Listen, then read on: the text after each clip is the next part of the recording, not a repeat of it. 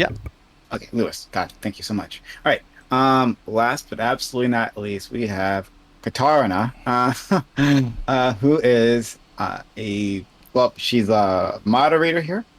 She's a producer here, and she's just an all-around amazing woman, who does a lot, so much. I mean, all this is put together by her. She does like buku amounts for this channel. And so we got to give her respect. We got to thank her. And now she's here sharing some time with us. But apparently left us out. How are you doing? I'm okay. I'm here. Yeah, I have not had access to something that wasn't a laptop for like the last 2 weeks. So going on panels was pretty hard. But now I'm here with the leftist owl, and I have taken over his home for today. So you will not have to worry about not hearing me not hearing you, and all those other good things. So Yeah. yeah.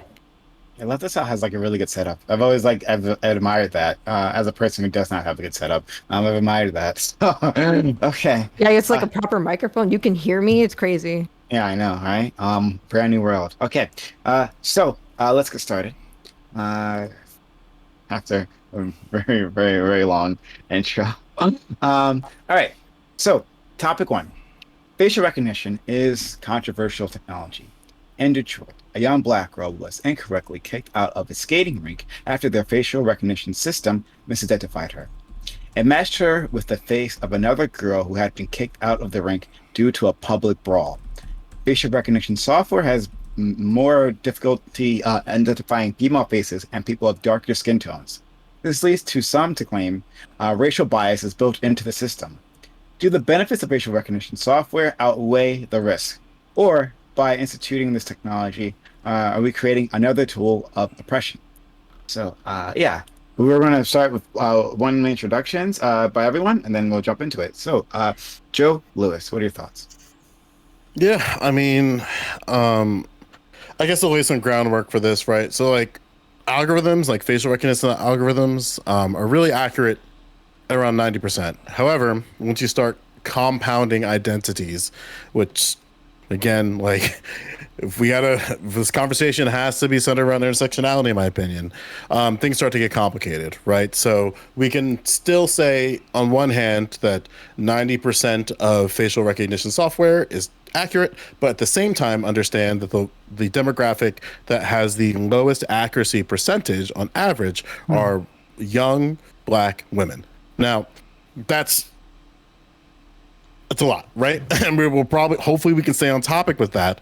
But and probably Connor's going to do some stuff in terms of facial recognition as regards with law enforcement. Generally, where I stand on this is that certain biases concern me. Black faces scoring negative emotional characteristics and the difficulty of recognizing black faces in general, and then compound that with the recognition of female faces in general, and then compounding that with the recognition of black female faces in general. Then on top of that, we'll probably get to it maybe a little bit later, but the idea of black faces scoring angrier when there's different ambiguity in facial expression that's expressed in a lot of other studies. But there's lot of ground to cover on this topic. Let's hopefully just like try to stay on it, but we'll see what happens. We'll see what happens. Socrates. Yeah. One. Okay. So there's two things that I want to bring into this because I think there's a lot here that people are probably going to bring up. The two things that I'm not sure if they'll be brought up um, from a there's a concept that we look at in medicine, which is not just the likelihood of one result or another occurring, but the effects of that. So let's say some treatment is successful 97% of the time. If there's bad side effects that other 3% of the time, if those side effects are very, very bad, we need to be concerned even if they occur rarely. So, with a facial recognition, even if it's accurate most of the time, if it's being applied often and the effects can be, very harmful. In this case, we saw, they didn't like try to call her mom. They didn't, they're just like threw out on the street. Um, that's pretty bad. And I can imagine a lot of circumstances, um, perhaps looking for a criminal, doing lots of things, excluding people from different spaces online or in real life, whatever. That's not good. There's another just piece of this. It's, I don't know, to some people it might seem kind of pie in the sky, but we do still have the Patriot Act. We've got some major cables that have been leaked that are the U.S. and Google as well, kind of the same thing at this point when it comes to spying, are pretty much spying on everybody all of the time. Um, Section 1021 of the National Defense Authorization Act, NDAA, is still active. That means that anybody who can be tied to the Taliban, acts of terrorism, or quote unquote associated forces can be removed from society, put in jail without trial, without charges being levied. So I think about the larger society I want to live in. It's great that you can look at your phone and it just opens right up. You don't have to do this. It's so convenient. It's nice, but when we look at maybe the potential downsides of this technology becoming ubiquitous and common and accepted, I see some real dangers. I'm sorry if I went way over time. Yeah, you did. It's no problem though. We love you. All right, let's go, Connor. Yeah, no, I think there's some good points that were brought up, but in Socrates kind of took it exactly where I wanted to go, which is basically taking this from a macroscopic lens. I understand that because I'm a law enforcement officer, or previously a law enforcement officer, people might assume that I would be like, hey, let's go get the bad guys. No, that is not my instinct at all. I am a constitutional conservative. I do believe in the concept of privacy. I do believe in the Fourth Amendment. So basically, I don't think that you should be subject to this kind of like warrantless tracking at all times. And also, typically when I think about tools of the state or tools of the security apparatus, I always contextualize it in what if this was in the hands of the worst person imaginable. That's how I contextualize almost any of my conceptions of power. And especially when it comes to facial recognition software, we basically saw this applied in Hong Kong, and it destroyed the Hong Kong protests. They had to wear masks, they had to wear hats, they had to carry umbrellas, they had to hit cameras with lasers. And even then, the leaders were basically taken, arrested, broken up, and as a result, you basically crushed a pro-democratic movement that started out peaceful and then obviously escalated from there. So no, I think facial recognition can have niche applications, but it obviously needs to be backed up with other tools. And I think in general, it's probably nefarious and needs to be very heavily guarded against. On the box. Okay, I think I'm going to start this with just like a little story from merry old United Kingdom land. It was in early 1800s when a group called the Luddites went around. They were basically named after a guy called Ned Ludd, a kind of village idiot who got whipped for idleness and then responded by smashing up 2 knitting frames. So the idea was that new machines were being introduced to factories.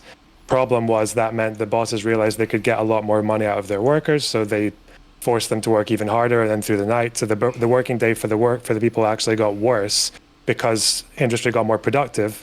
So the response was to smash up the machines.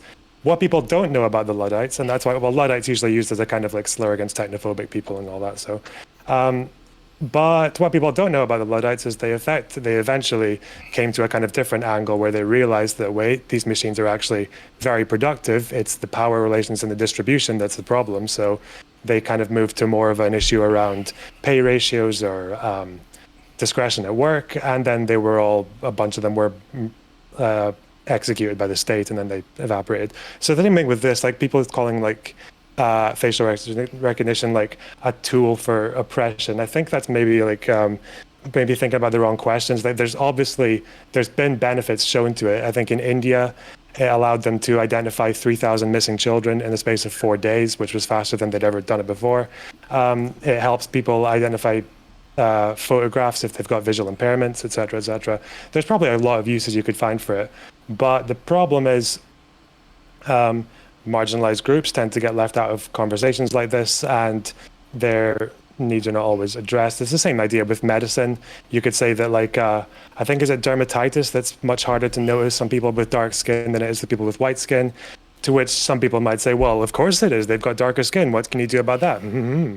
But no, that's actually a call to further the development of training in that, so that it's just as easy, like, so that you're just as likely to find it on someone with black skin as you are with white skin. Same with facial recognition. The technology needs a lot more work done to it, clearly, so that you don't have this massive disparity. I think one statistic from IBM and Microsoft was that 35% of a sample of dark-skinned women were misidentified, compared to 1% of light-skinned men, which is huge. Like, there's a lot of work that needs to be done on the technology, but that is necessary work to actually reap some of the benefits from this as well.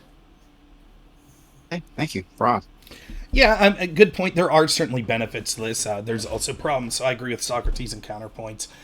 The problems I'm very much concerned with are our privacy rights, and we could talk about that. However, let me play devil's advocate. It's sort of non-unique. I don't know how we get away from this. The technology's out there.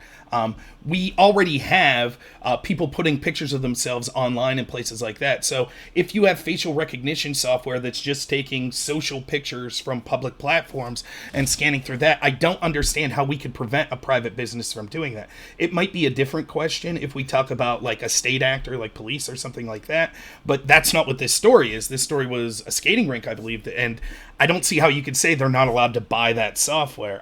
And additionally, the largest study that was done on this was in 2019 from the National Institute of Science and Technology, and it said that it looked like there was a problem with false positives, particularly with black women compared to other groups. But the problem with the study is that it shows the lower grade facial recognition softwares are the ones that had all the false positives. When you get to the top grade ones, the ones that cost more and that have been tested more, the difference between false positives between black females and white males was 0.002%, which is statistically almost nothing. Now, that's not to say that there aren't other problems with things like privacy, but it could end up actually being used to lessen racial profiling, right? Because what you could see is if cops would use this and this technology becomes very effective, what could happen is you wouldn't have to pull people over based on just a description. A black gentleman wearing a hoodie assaulted me, and so they're pulling over every black gentleman wearing a hoodie. Whereas if you have a camera that shows that, then maybe they would rely on the facial technology, which would have a far less false positive rate. Additionally, you can see that this stuff happens with human error. I myself have been kicked out of a bar because I look like my brother, and the bouncer thought that I was my brother, who is a bad drunk. I happen to be a fantastic drunk, but I was kicked out of the bar because I look like him. So this sort of stuff's kind of already here to stay. I do have privacy concerns about it. I don't know how you can keep it out of the hands of private businesses. There certainly are positives with it, but yeah, it's something we're going to have to deal with because it's here to stay. That's an interesting story about your brother. He'd tell you that. Do you look like, are you like in terms of like twins or something, or No, I'm bigger than him, but we had similar facial hair, and just to look at us at a glance, we would look very similar. all right, fair enough. Mixerian Wolf. God, it really sucks going at the end of one of these things because, like, everybody's already said like 90% of what you want to say. I agree with Lonerbox that it's not necessarily the technology that's the problem, it's how it's used, it's the power relations and so on. I agree with Rob, I don't know how you stop private businesses doing this kind of shit, but then I don't know how you stop private businesses doing a whole load of fucking shit, which is why private businesses shouldn't be a fucking thing. I really, really dislike the idea of it being in state hands, the state being able to like monitor people, but I love the idea of the state being able to find missing children, right? I think that's pretty fucking important, but it won't just be used for that. So I think we have to be really, really careful with the legislation and what it can actually officially be used for. Yeah. Like the philosophy, or Lewis, excuse me. Yeah, so yeah, I think you're absolutely right. Everyone said everything. So yeah, I do agree. Obviously, with everyone who said that, obviously there are surveillance implications, that it can be abused, and obviously Lonerbox obviously brought up as well. The technology needs to get improved, and you started off really well there, Lonerbox, and I thought I was agreeing with you. You were bringing up the Luddites and how people were facing political issues because of a technology, and then you said, oh, but it's okay because like they can improve the technology, and you sort of forgot the fact that they did actually all get executed. The ideology went out. This is the issue. I can see the potential racial implications, like shadow banning minorities, perhaps causing like a form of segregation, increased engagement with law enforcement just because an individual is reported to have a certain percentage similarity with another individual. And obviously the black community have a real issue with that already. There's already too much engagement with law enforcement. And then even feelings of discipline, feeling profiled, and so feeling that you have to avoid primarily like areas that would be primarily like white, or let's say less minority friendly, because you feel that you're going to be lumped into a category. But I don't think that it's racist. I think that this is inefficient, and I think that that is the real concern. I think that moving it to become more efficient is only going to make the problem worse. The real problem is the knowledge economy and the selling and monitoring of information on a mass surveillance for corporate and political means is devastating. We are looking at essentially we're looking at the possibility of the largest means of surveillance the world has ever seen being corporately available. We could see political espionage, corporate espionage. I mean, could we imagine if, let's say, Malcolm X or Martin Luther King had have been identifiable in a crowd through facial recognition software, and so could be followed everywhere they went? If they were trying to create some sort of civil disobedience, being a minority in this scenario who is trying to overcome an issue, but not having facial recognition technology capable of identifying you would probably be an advantage, not a disadvantage. The UK is already facing right now issues with what we are calling the mafia state, where government officials are being tracked, monitored, and blackmailed by corporations. And the Metropolitan Police are actually involved in this as well. The risks are absolutely endless. Racial profiling is absolutely a risk.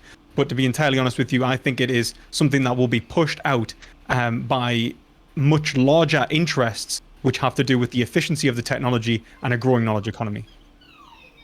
Last but not least, Kat. Oh, why, hello there. Yeah, so I don't think there's any problem with facial recognition inherently. It's more just like a data and sample issue.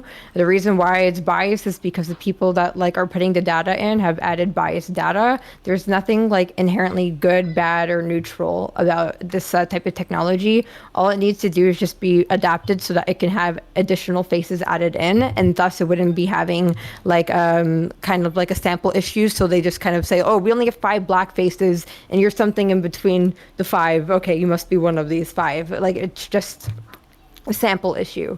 Now, I think the second question, well, I guess the main question that you asked is a bit different than that, because it's more like, is this a system of oppression? Well, it can be a system of oppression regardless if it has bad sample data or not.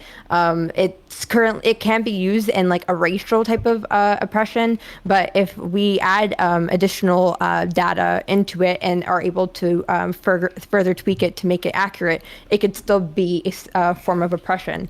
I think it definitely has the capacity to be, especially with what everybody else has said so far, with it being able to be used for squashing disobedience. It could be used for just companies saying, I don't want you within the establishment. I think having facial recognition being more readily available across society is not a good thing, as we can see within China. They use the facial recognition to make sure Uyghurs aren't leaving their home, and that's not a very great way for this type of technology to be implemented. But it's all about what are the users doing? It could be used for really great things. So I think it's inherently neutral, and it's people that make it fucky. Okay. All right, opens the panel. I mean, I'm with it. I don't want facial recognition software used in anything, period. Especially if I were to pick a special groups, the government. In this case particular, since even though we have a collaboration of individuals, especially the United States government. But I don't know if anyone generally disagrees with that idea. Well, I think obviously we've got to take into consideration the positive implications of its use as well. And I think that if we're this is the fear. Every single tool that we can kind of point out, and I think Lorna was trying to make this point. You can have a tool which has incredible amount of usefulness, but overall can be abused. And I think that this is 100% the case, especially with this technology. It's very useful. It's just unfortunately an incredibly useful tool is also a very dangerous weapon in this sense. Well, that's the issue too, right? Because this system isn't in a vacuum. Like I don't think anybody believes that facial recognition software exists in a vacuum, but it's going to be collaborating with compounding societal structures. So facial recognition is going to collaborate with economics. Facial recognition is going to collaborate with social structures. Facial recognition is going to collaborate with political structures.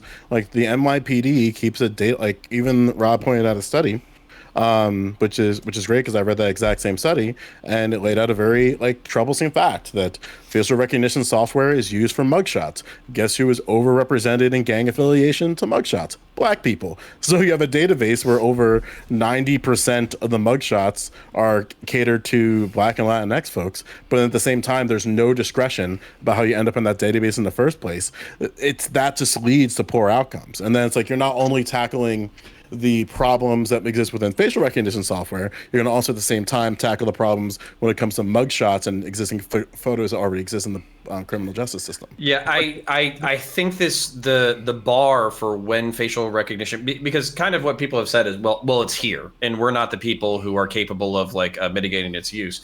I think the way that we need to mitigate its use is it has to be a part of the warrants process, particularly for domestic law enforcement, and probably even for counterterrorism, international counterterrorism. Because basically, ask a clarifying question with that statement, because that's a really cop take. yeah, no, 100%. Go ahead. So the question, I guess, how could I word this thought? Do you think facial recognition software should be used as an investigative lead? No. Okay. So let me clarify. So I think we have to raise the bar for crimes in order for basically facial recognition technology to be used. As an example, when I say we, Jesus Christ, can't forget it. But when law enforcement officers subpoena cell phone records and use data, the subpoenas are basically only honorable if it's for a missing persons or a homicide case. That's literally like cell phone companies have come out and said, we protect the privacy of our users. It has to be a certain bar of seriousness in order for us to turn over, geographic location data to law enforcement in real time. And I think that is basically the same bar that we have to have for facial recognition, because if you have every single time that a person gets drunk and walks down the street and pisses down an alley, they get a $300 ticket in the mail, then basically we're no longer free. We're captive to our own state, and every single crime can be punished because all they have to do is put up cameras everywhere, and we ultimately all just become hostages within our own country. But if we still had point, and then I'll relinquish, I know other people want to talk, but if we had the ability to do this, but then we only applied it in niche cases, basically human trafficking was one of the good examples that people brought up. I think counterterrorism is a good example, but we have to get nitpicky about definitions, considering Antifa and the Proud Boys are getting close to being put on the domestic terrorism list. And then I'm trying to think of what else, but basically like homicides. I think those could reach the bar where facial recognition is appropriate. Okay. Well, yeah, but we also got to remember that, and this will be the last thing for me as well, that we currently don't have the very categorization that we're talking about domestic groups. Right. This is why I mentioned in other panels where the infrastructure that they will probably adopt, which is, again, the same infrastructure that I think you have to go after white supremacist groups in the United States, is the gang infrastructure. I think if the federal government wants to do one last hurrah on some shit that brutalized black people, just fucking use that shit. Focus on any white supremacist group that you think probably exists. Do that for everyone you want, and then abolish that program. You know that shit's gonna get inverted onto you, though. Like, you know it. It was inverted on me. And it's gonna go away. We're just gonna have one brief, quick war on white supremacy, and then it's gonna go away. And those programs. It's fine. And let's check our Robin DiAngelo. How do we define white supremacy? Oh, it's everything. Just like we had former CIA director Brennan talk about white supremacists, libertarians, nationalists.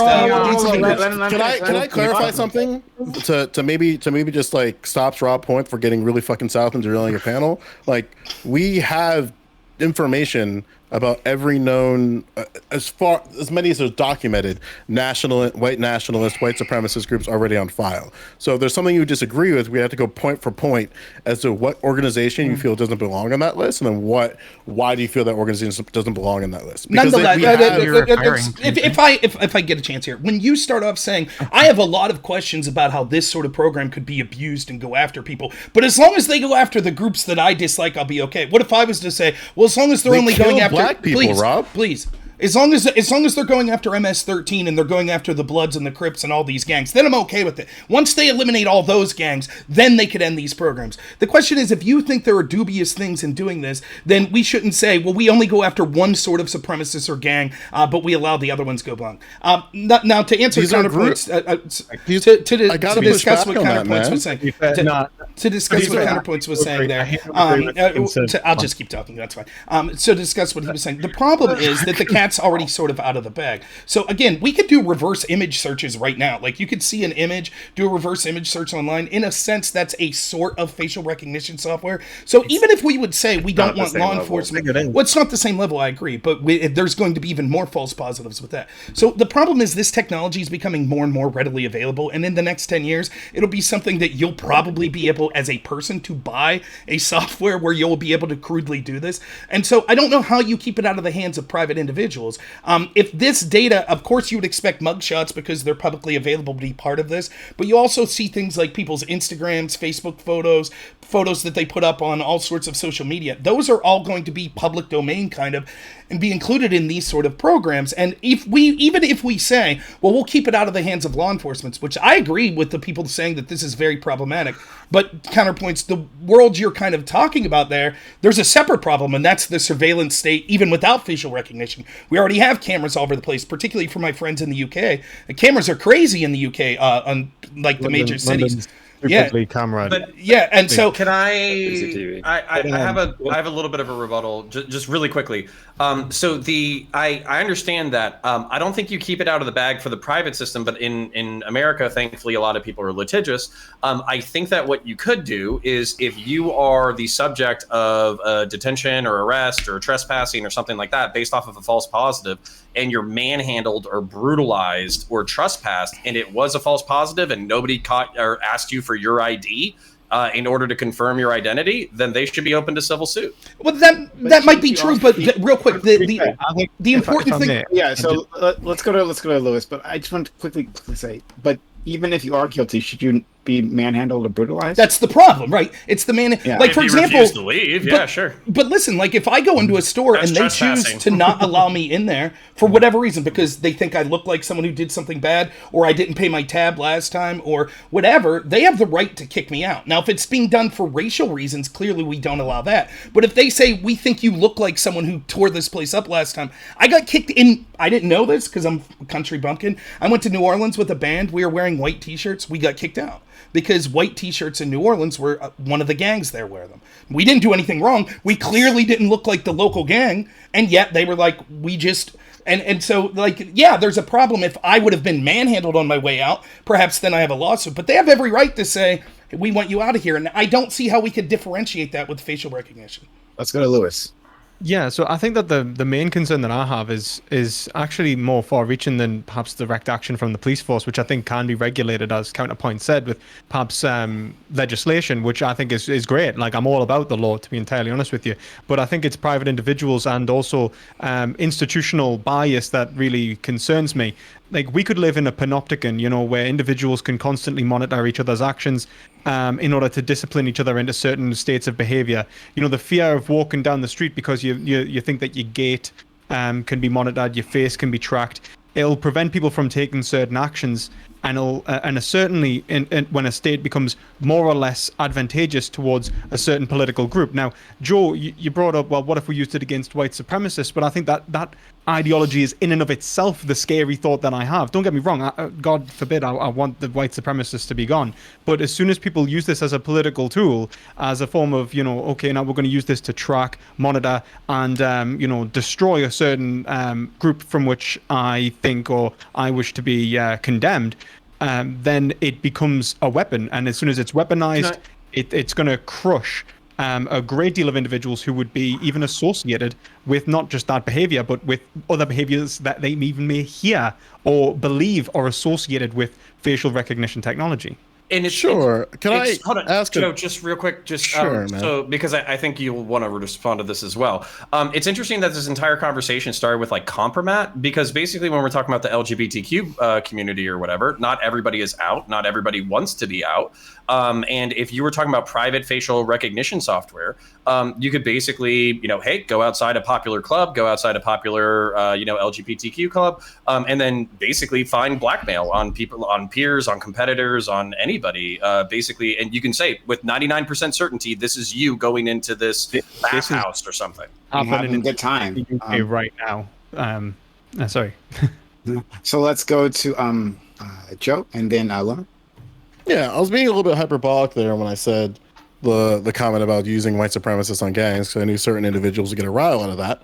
But it does still, if I were to sort of double down a little bit there, right? We're currently dealing with a situation in Loudoun County around this whole thing about critical race theory and gender affirmation. And it's very interesting that the loyal white knights decided during this discourse to make themselves known and present in Loudoun County, in Fairfax and Prince William County in Virginia. And then on top of that, they've been on record to be staging different rallies and different things and being very overt in their rhetoric that they don't want blacks voting in the elections in these counties. And they want to prop up Glenn Youngkin. It's within their rhetoric, and you can look it up if you want to, if you have a dark web account, I guess.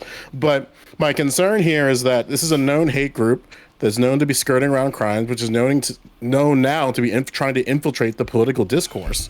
And while I do think that there's a level of freedom of expression that should be preserved here, when you have groups in the United States that have had a past history and current history of brutalizing protected groups, at what point should the FBI or other organizations intervene?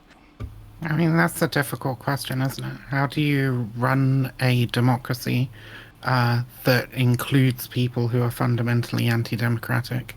I just have a quick Really- question a really on this. good question to Are we answer. willing to say that's about all groups? Like, for example, a Nation of Islam member just murdered a capital city police officer. Oh God, Louis fuck Farrakhan. Nation of Islam too. Nobody here is going to stand Nation of Cool. Islam. That's what I'm There asking. also there hold on. So let's talk about this, right? So there are groups in the United States that are recognized to being hate groups. What you're describing, the Nation of Islam, is currently categorized as a hate group.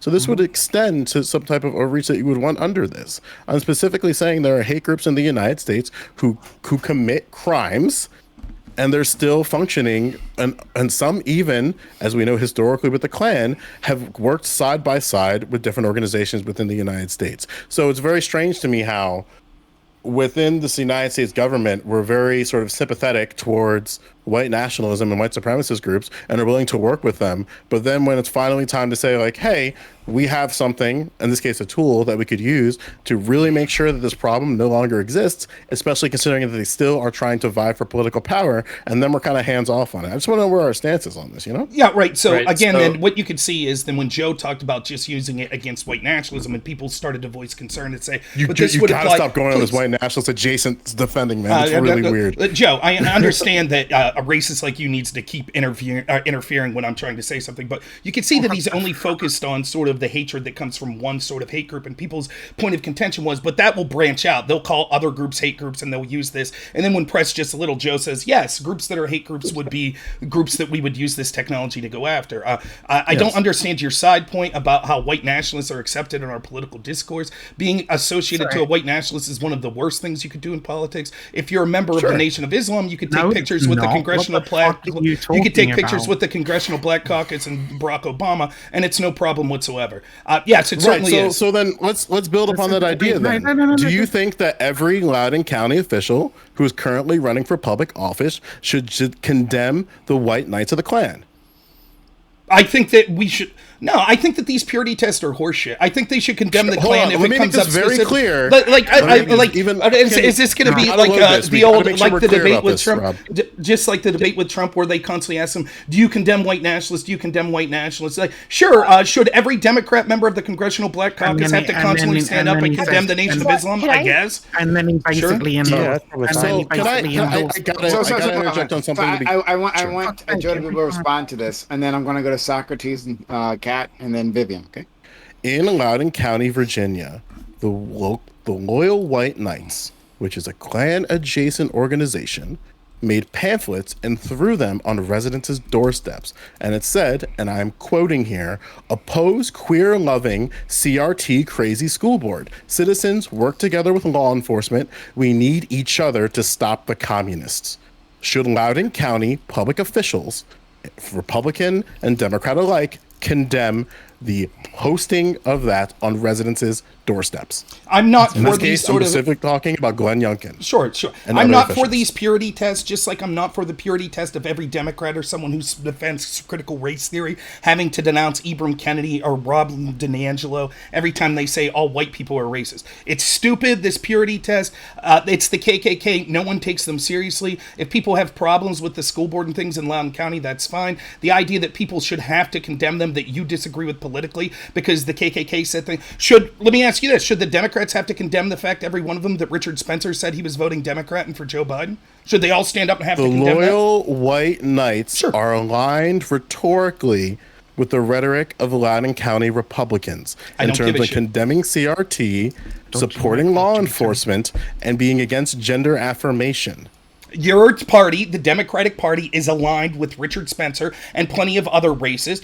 For example, evidence do you have to like, support that think of how claim? this works. Democratic Think of how Party this is not works. aligned with Richard The Spencer, KKK. you lying fuck. So the skinheads, their rhetoric is aligned with people like AOC in criticizing Israel. So should everyone who criticizes Israel, in many cases rightfully so, should they have to get up and say, "Oh, but we strongly condemn the neo-Nazis and the skinheads"? Louis Farrakhan said Jews were like termites 2 weeks before the Pittsburgh synagogue shooter. Should everyone who's ever attended a Louis Farrakhan rally stand up and have to condemn? Should the Democrats in the Black Congressional Caucus have to stand up and condemn Louis Farrakhan and the skinheads for that comment? How many Okay, fucking? so How many that's fucking? Socrates. An interesting Socrates. to interpret Hold your on, answer. Socrates. Hold on, How Socrates. Can many you handle this fucking? for us?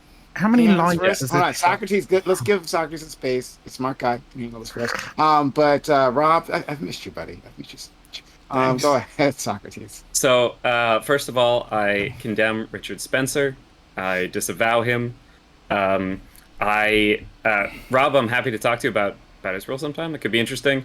I would be happy to work with neo-Nazis, white supremacists, anti-Semites. I'm Jewish. I would be happy to work with them to try to put up some kind of effective legislation that we would stop giving money to Israel for weapons. Yeah, I would work with people that I don't like to make good things happen.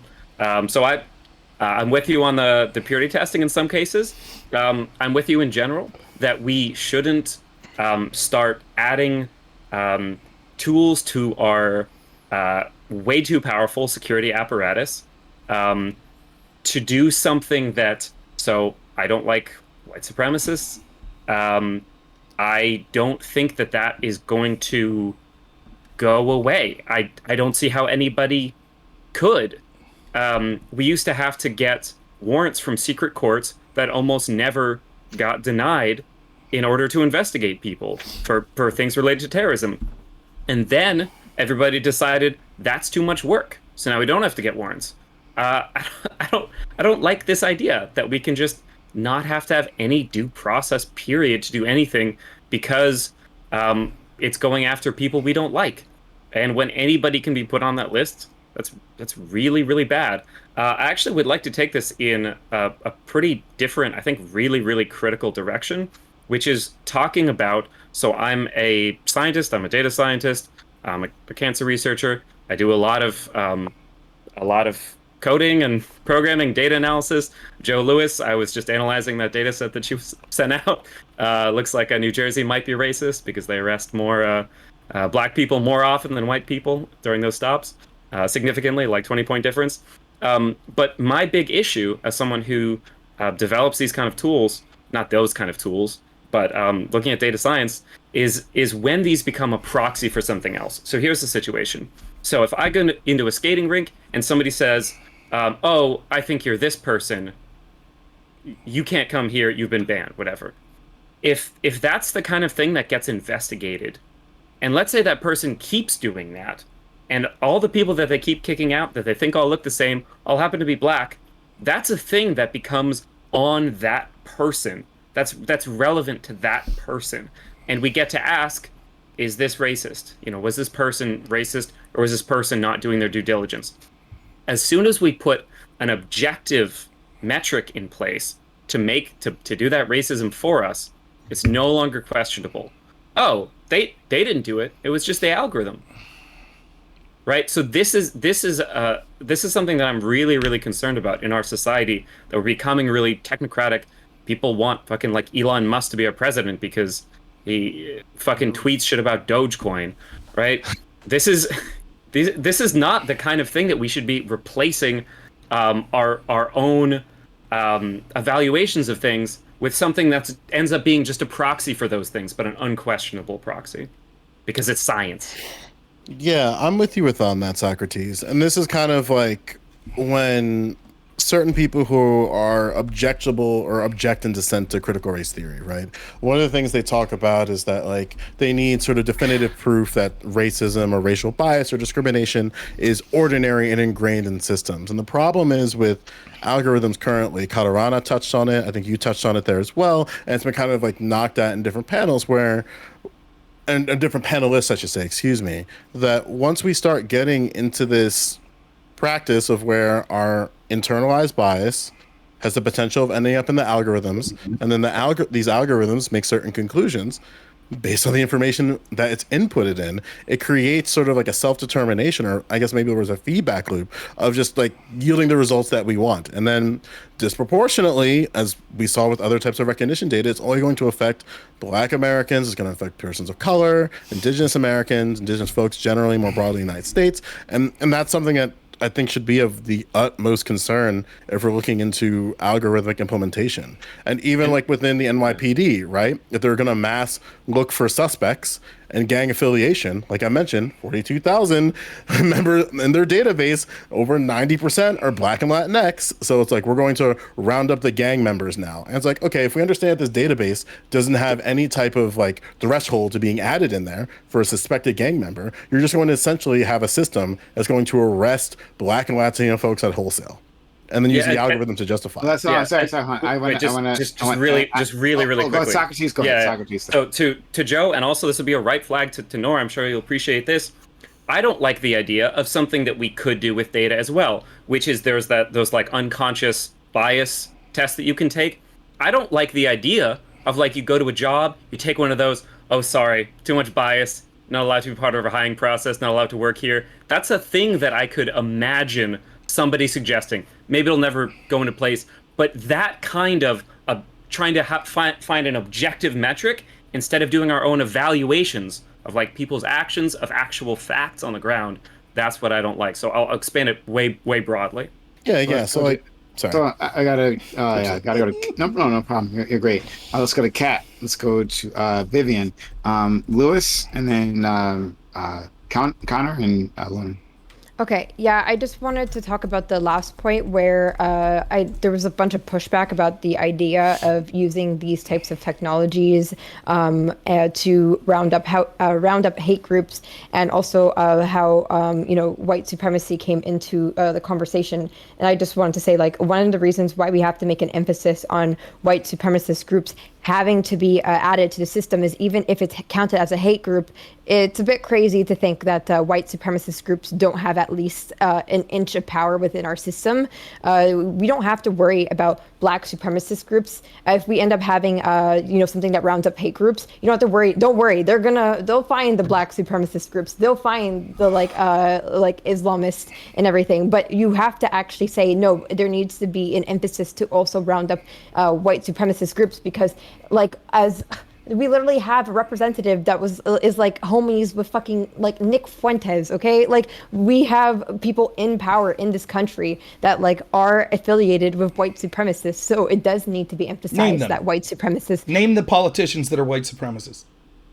Oh, Just you know the what? claim that she's making. Matt Tom Cotton, fucking, what was his fucking name? Slimy fuck that was like advisor to the president. Fucking Steve Bannon being involved in fucking everything. Anyone who has fucking done shit with Steve Bannon, probably, right? Ted Cruz Keep fucking going. cozying up to various fucking white supremacists and Nazis at CPAC, right? Keep going. There's got to be hundreds more, right? Keep going. The whole Republican Party, probably, right? I mean, no one most needs- of the Republican Okay. Party. No one made that Well, claim, okay, so why first are we of all, going down the straw when I'm man? speaking right now, I never made a claim that all of the Republican Party. But you know what? We don't have a problem with anybody within that has a power being a black supremacist or Islamist Sure we do. supremacist. Even if Katarana, okay, hold up. So are you saying that white supremacists should be put on an even keel with other supremacy groups, or are you Yes. saying that No, we no, should no. be I think they should be- uniquely focused on white supremacy No, and no, we no. can I'm ignore saying these that they other should be groups? on a even keel with all the others. The only reason Okay. why there was a need to emphasize that if we're going to target hate groups, it needs to include white supremacist groups, because if we just leave it to the government to go ahead and round up hate groups, it's going to be very interestingly convenient that they forget a whole bunch of white supremacist groups, because those groups happen to hold Because that's what power. they've In been order, doing- okay, that's okay, what they've been doing for decades. as somebody who's, you know, centrist or center right or whatever, I understand the fucking thing, but y'all, like, when I say y'all, I mean like lefties and progressives, you need to fucking define shit very aggressively, okay? White supremacy cannot be fucking, you can't But I'm- conflate systemic and Hold on. When I'm interpersonal. saying, when I'm You need saying to fucking groups, define it I- specifically. I just want to we're say, when literally- I'm saying groups, I'm not talking about. I know we ended up saying, how about Robert D'Angelo? Nope, that Robin D'Angelo. That's not what the fuck I'm talking about. When I'm saying white supremacist groups, I mean recognized groups. I'm not saying just anybody that ends up going to brunch with the homies. I'm talking about people that like are part of the KKK, people that are part of Proud Boys, like actual supremacy groups. I'm not saying just anybody that happens Proud to Boys be aren't like white supremacists. To Whatever build makes on you Colorano's happy. point a little bit and give some grounds to That's Connor, this is why the terror report was so incredibly important. And the terror report was not even a commission. It was a report that Chad Wolf did during the Trump administration. And he acknowledged within that report that specifically there's a particular type of domestic terrorism that's happening in the United States, and it involves white identity centered. And again, like I don't know how to say this in the nicest way possible, so I'll just take a quote from Chad V. Hamilton.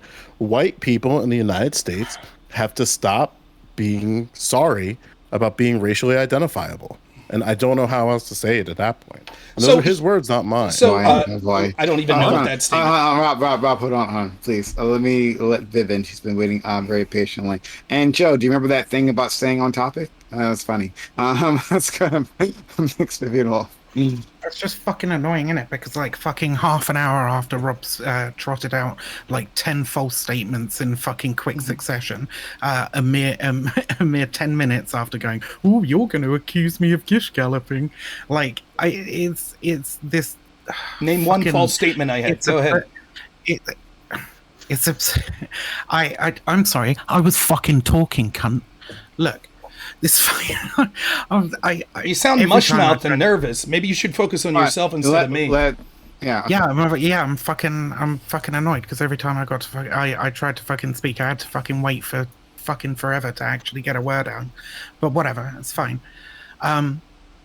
And then it becomes very, very difficult to be able to like address them all, right? So Catarana managed to get in there and address one of them, which is the idea that like the KKK are completely fucking sidelined in politics and nobody hangs out with white supremacists because it's political suicide. There was also the bullshit about like Richard Spencer being aligned with the Democratic Party. Richard Spencer was not aligned with the Democratic Party. He made a post saying a short video saying he was going to vote for the Democrats this time because Trump was a fucking idiot. And then he did a live stream talking about how like Trump had basically forsaken the far right by moving the fucking embassy to Jerusalem, right? So he's not aligned on like democratic policy at all. It's I can't even remember the rest of them, right? Because that's the problem with Gish galloping. I should probably sit here and just fucking take notes, because the amount of wrong things that came out of Rob Norr's mouth there were just fucking. I can add something to the Richard Spencer thing if you don't mind, because I actually watched a kind of like a clip of him talking about the Democrats. The reason he said he was voting for the Democrats, his exact words almost were, oh, sure, he'll make things better for black people, but he'll also make things better for white people, and I care about making things better for white. And the reason it's maybe less practical to purity test Democrats over whether or not they would disavow Richard Spencer is because everyone knows they would all say yes. One word answer. And when if you ask Trump if he disavows white supremacy, he will bumble and fluster. And, I didn't. When Trump was asked up on fucking stage, why it's worth asking. Like, I think it's worth asking for entertainment purposes. If anything. When Trump was asked up on fucking stage, which was another thing that Rob Noerr brought up, right? He got all fucking like mealy mouthed to refuse to fucking answer the question. It said he didn't know who the Proud Boys were, which is fucking bullshit considering that he'd already had them fucking sitting with him at his inauguration, right? That they turn up to fucking CPAC and constantly take pictures with people like Donald Trump, right? There's no fucking way that the President of the United States did not know who the fucking Proud Boys were at that time, and he didn't disavow them, did he? He said they need to stand back, stand by, because somebody needs to do something. It was a tacit fucking endorsement of violence against like leftist protesters or whatever, and the utter dishonesty to completely fucking disregard that. So Lona Box is absolutely right. It would be really fucking stupid to ask Democrats if they disavow the KKK or Richard Spencer, because they'll just go, well, yeah, obviously, duh. But if you ask a fucking Republican, they're going to have to be a lot more careful about their words, aren't they? Because they know where their fucking bread is buttered. Okay, so if I may, so there's a lot that's been said about me. So a lot of it said about Rob. So now, okay. Sure, thank you. First off, Vivian, maybe you should take notes when I talk. Maybe you'll learn something and won't be so mush-mouthed and filled with profanity and nonsense statements. So go ahead and get your notepad out if you want. I could wait for my statement till we go. Second, you weren't able to say anything that I was untrue. You weren't able to say anything that I said that was inaccurate. You got to the Richard Spencer point and then admitted. You admitted. I don't know if you know how to write, though. Like, that could be a problem. You can't just use four-letter F words the whole time when you write like you do when you talk. Anyways, what we see is... By the way, why is that sort of sexist language? If I started calling women the C word, would that be cool on your channel? Just curious. She's a Brit. It's culture. Trump is univocal here. You don't know any better. It's funny. Don't use the C word, all right? I'm not calling you a woman, I'm calling you a fanny. Very well, Blanca. Yeah, whatever. I'm not good at accents. Come on, so, anyways, with it. Yeah, I'm trying to, but so we got to the point where I asked her to disprove any of the things I said. So she talks about the Richard Spencer, admits that yes, Richard Spencer actually did vote for the Democratic Party. She says, yeah, a lot of that was because of the stance on Israel. Exactly. We see that a lot of the talking points from white nationalists on Israel are very similar to the left. And additionally, the idea that these purity tests only need to be given on the right because we know the Democrats aren't racist. The Democrats have very many racists in their ranks. I mentioned one, Louis Farrakhan, that was actually taking pictures with members of the Black Congressional Caucus that actually palled around with Barack Obama. Hey, Rob, what does this have to do with, cameras and... No, this is another... let me get to it real quick.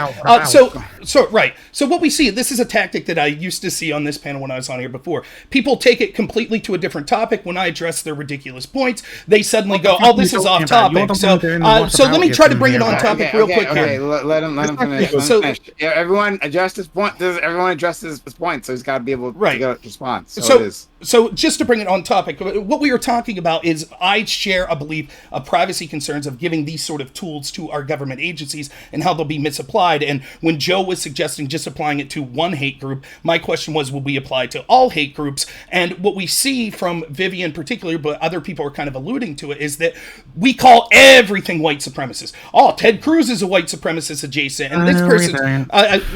So anyways, you can going. see that they called a lot of people. And the problem is when you give these sorts of surveillance tools to governments, they're going to push it as far as they can. I forget who it was, Loner Box possibly, or someone said about our FISA abuses and that the FISA is just a rubber stamp. So if we give our government another tool and say it's okay to go after hate groups, they'll start saying all these groups that they want to go after are hate groups. And it is true that there is no one that wants to publicly acknowledge that they're connected to any white supremacist group whatsoever. The only person that I could remotely think of was Representative King, who came out and said, what's the problem with the word white power, which he was summarily removed from every committee by the Republicans, who then passed a resolution condemning him. When we see Democrats accused of saying hate speech, we don't see that happen. Instead, they don't remove them from committees, they allow them to get away with that stuff. The point is this, if we're going to say that we're using these tools for one group, understand that they're going to be used massively by our state, and they're going to go after groups that you all will like as well. The question I have for Connor, who's actually interested in having a reasonable conversation, I think, is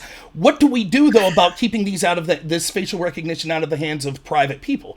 I don't know how we do that. And if you read the Pegasus story from The Guardian, so for those that didn't catch it, it's one of the biggest stories probably the last 2 years, which is that we had Israel and other countries develop this surveillance technology that could actually hack your iPhone, even your microphone and things like that.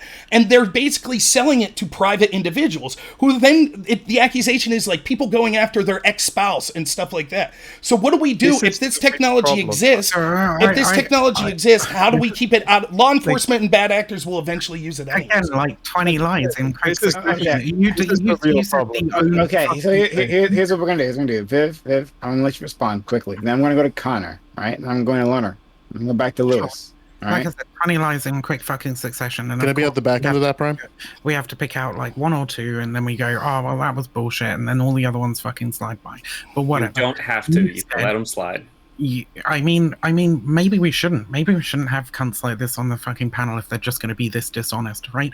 Look, is her time adding anything to this? Okay, but I don't care. We need. I don't care. You said the only fucking Republican that had like been connected to any kind of white power thing was some dude who came out and said, "What's the problem with white power?" Hey, Katarina, are you going to jump in and say, "What's this have to do about surveillance?" Just curious. No, sorry.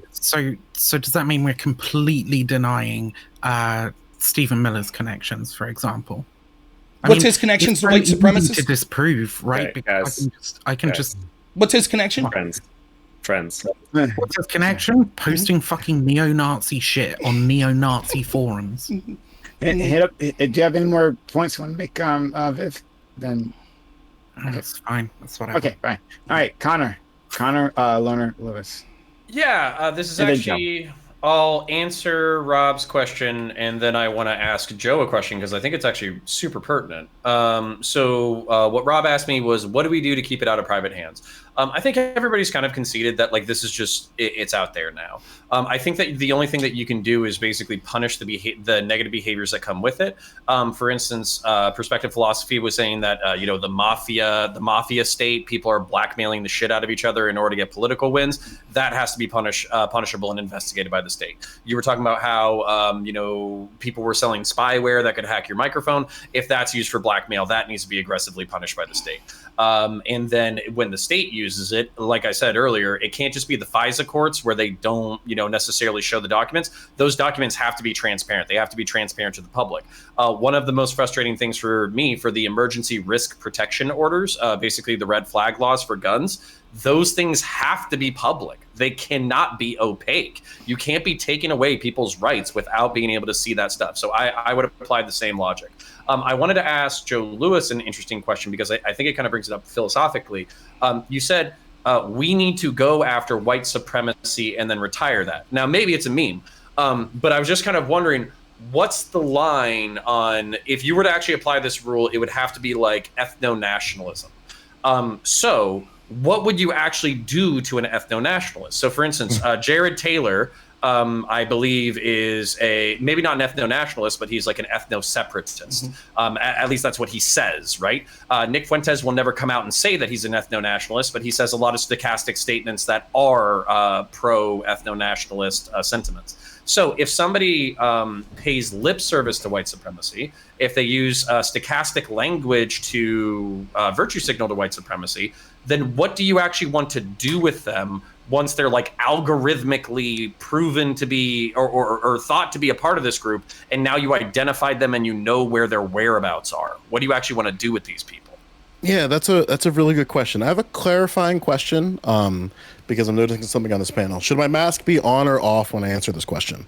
I have no idea, buddy. Yeah, and also too, just to be clear, I didn't know some people who were going to be on.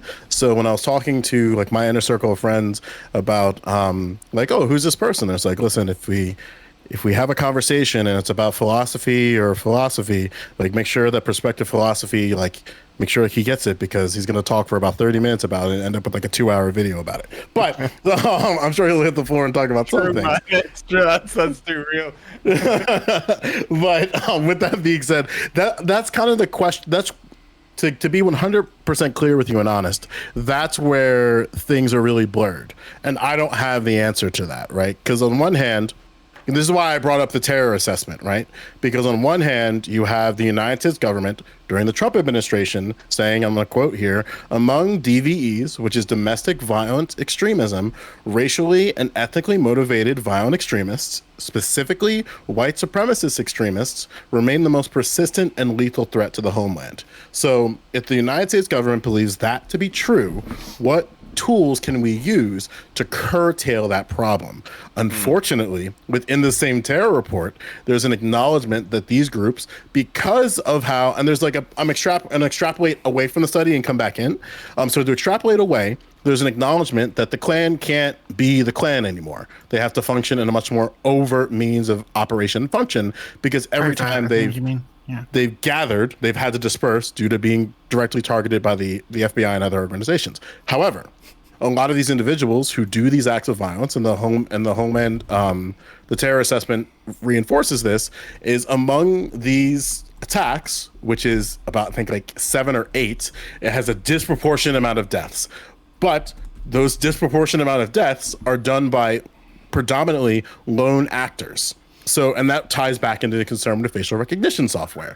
So like if I am somebody who hates the blacks, and I want to have some type of system in order to get rid of the blacks, facial recognition software might be a system that's used within the black market or otherwise to track these individuals wholesale, especially all those gang members and blacks in New York City in the mugshot system. So then it creates this sort of an issue that, again, I understand that these systems are compounding, so that there's compounding problems within it. That's one part of the problem, which is why I kind of opened where I'm at the point right now where we shouldn't use it at all unless there's a dedicated effort with other things having to change alongside with it in real time. That's a long explanation. I tried to make sure I was very clear. No, I actually appreciate it, and I'll be very brief. That's kind of like the question that I'm asking, because oftentimes it is people who like they basically bathe in this rhetoric and then they take a drastic action. And the people who are caustically bathing in that rhetoric, it's probably 10,000 to 1 the people who actually commit the action. And I don't know how to deal with that problem. But that's Let's go. Sorry. We gotta go to Lorna. He's been waiting like for a very long time. Go ahead, Lorna. Yeah, just to answer the question about like I suppose regulation and private company. Like I understand like it's very tempting for just to be like I don't really want to, because pretty much everyone here is quite skeptical about this kind of power going into big private companies or big governments. The thing about the whole thing, like I don't really like giving this power with terms of facial recognition to the state, is like as if they care whether people want them to or not. Like they're going to do it anyway. And I think the thing that's maybe worth I don't really know if I'm just devil's advocate here, but like if this is going to get used by private companies or private individuals and you can't really stop that, then I think that's kind of where there needs to be some kind of regulatory standard. Rob, at the very beginning of this conversation, you said that that discrimination in facial recognition software tends to go down to almost negligible when it's the more expensive kinds. Well, yeah, that's maybe a standard that you would want the state to impose. So, for example, if like a private company or a police department or some kind of business was using like some bullshit like Amazon recognition where 40% of the false matches are people of color, then there could be some kind of standard in there to not allow them to do that. Connor points this was a bit beside the point, but you were talking about Nick Fuentes and to stochastic terrorism and all that. So, buddy, I just thought, you're fading, you're cutting it out. Is that? Yeah, Yeah. this might be a video. Oh, is it better now? It's better now. Oh, All right, go ahead. it's Give when, it another it's when try. Discord gets minimized. Yeah, okay. Hmm. Yeah, it's when I minimize Discord. That's really weird. Yeah, so I was talking about the thing with Fuentes and stochastic terrorism, because I was looking into that today, incidentally. A good way to do that is, like, if you look at the Brandenburg test, which is how they determine incitement to violence or incitement to any criminal activity, the requirements, you don't actually need you to literally incite action. The two requirements, there has to be both, are speech is directed to inciting or producing imminent lawless action, and speech is likely to incite and produce such action. So it's the direction of the speech. So the thing you could say with something like Fuentes, and I actually just looked at this today, is if you applied something that Fuentes said just after the Capitol riot, when he was basically, his kind of like line of thought was basically, if you were entered the Capitol building, you should destroy your phones and your SIM cards. They're probably going to come after you. They're going to get a hold of you. Oh, wait, is that illegal? Actually, no, you shouldn't do that. You definitely shouldn't destroy your phones and your SIM cards. So as if you were going by the Brandenburg test, that would basically be speech that was directed to inciting the action, because he's basically letting the people know it's in your interest to destroy your phone, etc., etc. It's just not in my interest to tell you that. So he kind of meets both requirements, even though he's technically not saying to do it. And I think that's, I don't know, people in Britain understand that quite well, because we beat about the bush as a rule of custom. I feel like Americans are so direct.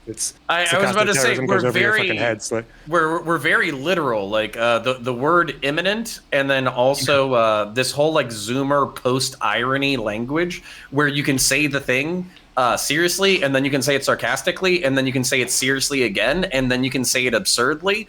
It's completely polluted and diluted the language. Like, it is fucking awful to know what anybody thinks these days. Oh my Well, God.